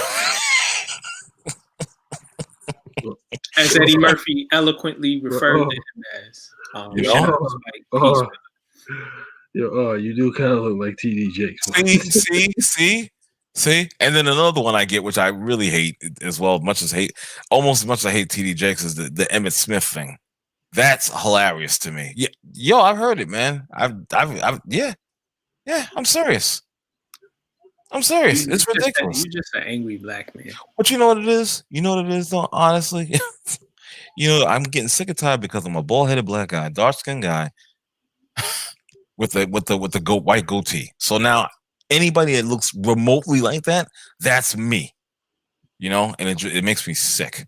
Sometimes I shudder when I'm doing the show because I hear violence in your voice. Well, and it scares me a little. No, don't be scared. Don't be scared. You know what? It'd be a great rule to have in New York City. See, again, a great rule would be like to have like 3 free assaults from you can't get prosecuted. I said assaults, not killing. Really? No, hear me out. No, hear me out. Tell me that. No, see, can I use a bat? No, I didn't say kill. Okay, that's attempted murder with a bat. You gotta do I'm with your just going hands. for knees. I'm going. You gotta do with your hands. You gotta do with your hands. See, my thing is this: you gotta have 3 free assaults, no prosecution, a year. I use a bat. A year. I know that I would. No bats. Only your hand. I know I wouldn't have to leave my company for my 3 free. You already know. Shut up, Mike. You see my fists? I'm a little. You see the fists? They small, man. I'm a light hitter. That's attempted murder. That's not at the knees. Okay, Bishop, what's wrong? What you disagree with that? Well, so in other words, if I'm deciphering your vernacular correctly, you're on the show advocating physical violence. Why can't you just talk it out? Because let me tell you something, and let's keep it real for a second. Everybody in New York, state, city, everybody, they have at least 1 to 2 people that they want to beat the hell out of, but they don't do it because of fear of prosecution, criminal prosecution. They won't do it. One of mine. Yeah, or just simple humanity. What's that again? Or just simply because there is no humanity. There is no humanity in the world today. That happened decades ago. Okay, we talking about the guys with the fedoras and the women when they were really women and whatnot. Yeah, I said that. You know what I'm saying? Oh god. Yeah. So where there is no society anymore today. This is true. There is no society. We're dealing with mostly animals now. That's just what it is. So you treat them like animals? Huh? So you treat them like animals in response? Well, there you go. Yeah. When in Rome, I mean. So then I get to use my bat. No, he can't. That's attempted murder. You can't have any weapons. Yes, sir. I'm swinging at the knees. I don't care. This is Dave Chappelle's show, the World Series of Dice, where the guy was like, "Oh, let me take a shot." Oh, he hit him below the waist. Oh, you can't. No, none of that. Okay. I just sent you some virtual sage. So we Kyrie Irving in right now? I just sent him some virtual sage so that he can get rid of those demons that he's dealing with. I don't have. See, he thinks I have demons or whatnot because I'm speaking the truth. Brother. Would you accept that one? No. Wow. Okay, Ronan. That's. Yeah, I can see that one. Okay, Ronan. See, that's what I'm saying. Every dark-skinned, bald-head black guy with a fucking let's look at the comparison between you and Hov from Spencer. Holy shit. And I like Spencer. I like that show. I like Hawk. That was my dude. I ain't go front. Bald head, dark skin, angry black man. Yeah. Well, okay, I can go with that. Island. I go with that. I'm not gonna lie. But I'm just saying, man. I'm sick of society. I hate people. You know, I can't stand the society. It's annoying. Slide to your right. You're not in full front. There you go. Yeah, I got one. I got a comparison. Go ahead. I got a comparison. Please. Oh, jeez. I'm scared of this one right here. No. I'm scared. Samuel Jackson and Django. You know what? He called you a sellout, bro. He surely did. He just did. No. He threw out a hell of an insult right there. That's fucked up, bro. Come on. Now you're getting sensitive. Yeah, you're right. No, that's messed up, man. That's messed up. You're getting sensitive. Now you're getting sensitive. I'm not gonna start crying and shit, but that's messed up. I see what you're trying to do. You're trying to get at me. A little bit. You're trying to get at me. Okay. So I get it. It's all good. But I'm just saying. Can we talk about the Jets? Yes, we can. I'm sorry. I'm gonna stay on for a few more minutes before I break. I'm sorry. I wasted enough time. My bad. I went off on a little tangent, ladies and gentlemen. I'm sorry. I get like that at times. So you have to forgive me. It was lovely, man. You let everybody know you violent and you look like Hawk from Spencer for Hire. Again, my apologies. I'm sorry if I wasted your time. Randomness with the I'm sorry. Just God, jeez. All right. Yes, Hawk angry as hell, and he carried a Magnum. That's right. One of my favorites. Word. That was my shit. I ain't go front. Beautiful. I ain't go front. That was my shit. You know what I mean? So yo, let's get. I'm sorry. Let me get back into sports. This is the last thing I think we're talking about tonight. The New York Jets, they ended their futility streak, and they actually went against the LA Rams clowns for their first win of the season. Max 611 and I had a little bet going on, and I'm gonna be sick again. Yeah, get ready, Mac. You're gonna be following up. Max 611. As part of the bet, him losing, he will be wearing some Boston Celtics attire, more likely a hat along with the t-shirt. Congratulations. Pray for me, y'all. I might not make it through the night wearing that crap. And you have to wear it through the whole show. Yes, indeed. There'll be no intermission for you to take it off, and no, the whole show you will be donning Celtic green. And he can't, if not, he can't fake connectivity issues. Exactly. Nah, because you'll be coming back the next show and wearing it. Yes, indeed. You know what I'm saying? Excuse me? I'm gonna do a Skip Bayless. No, don't do the Skip Bayless, brother. No, don't do that. That's not cool. Just own up. I would have worn I would have worn that Kansas City Chiefs stuff, that garb, that attire, But I knew they was gonna win. I knew it. Because the Jets are so inept. They can't do anything perfect. They can't lose perfect. They can't have a losing streak that like a winless season. No, they have to fuck it up. They have to fuck it up because they're the same old Jets, the New York Jets. This is why I keep saying to fans, "Oh no, I'm not gonna do that again. I'm sorry. Nope, I'm not even gonna do it. I'll just leave it at that. They're just inept." Adam Gates for president. Oh yeah, Trump. Why not? Why not? You already had. I mean, how much more worse can be done? So I don't know. They screwed themselves. They could have the first overall pick in the draft, but now they probably have the second. Well, why can't they have the first? Isn't there another? There's another team that won in something like that. Jacksonville, but they have the Jacksonville has the tiebreaker. Mm-hmm.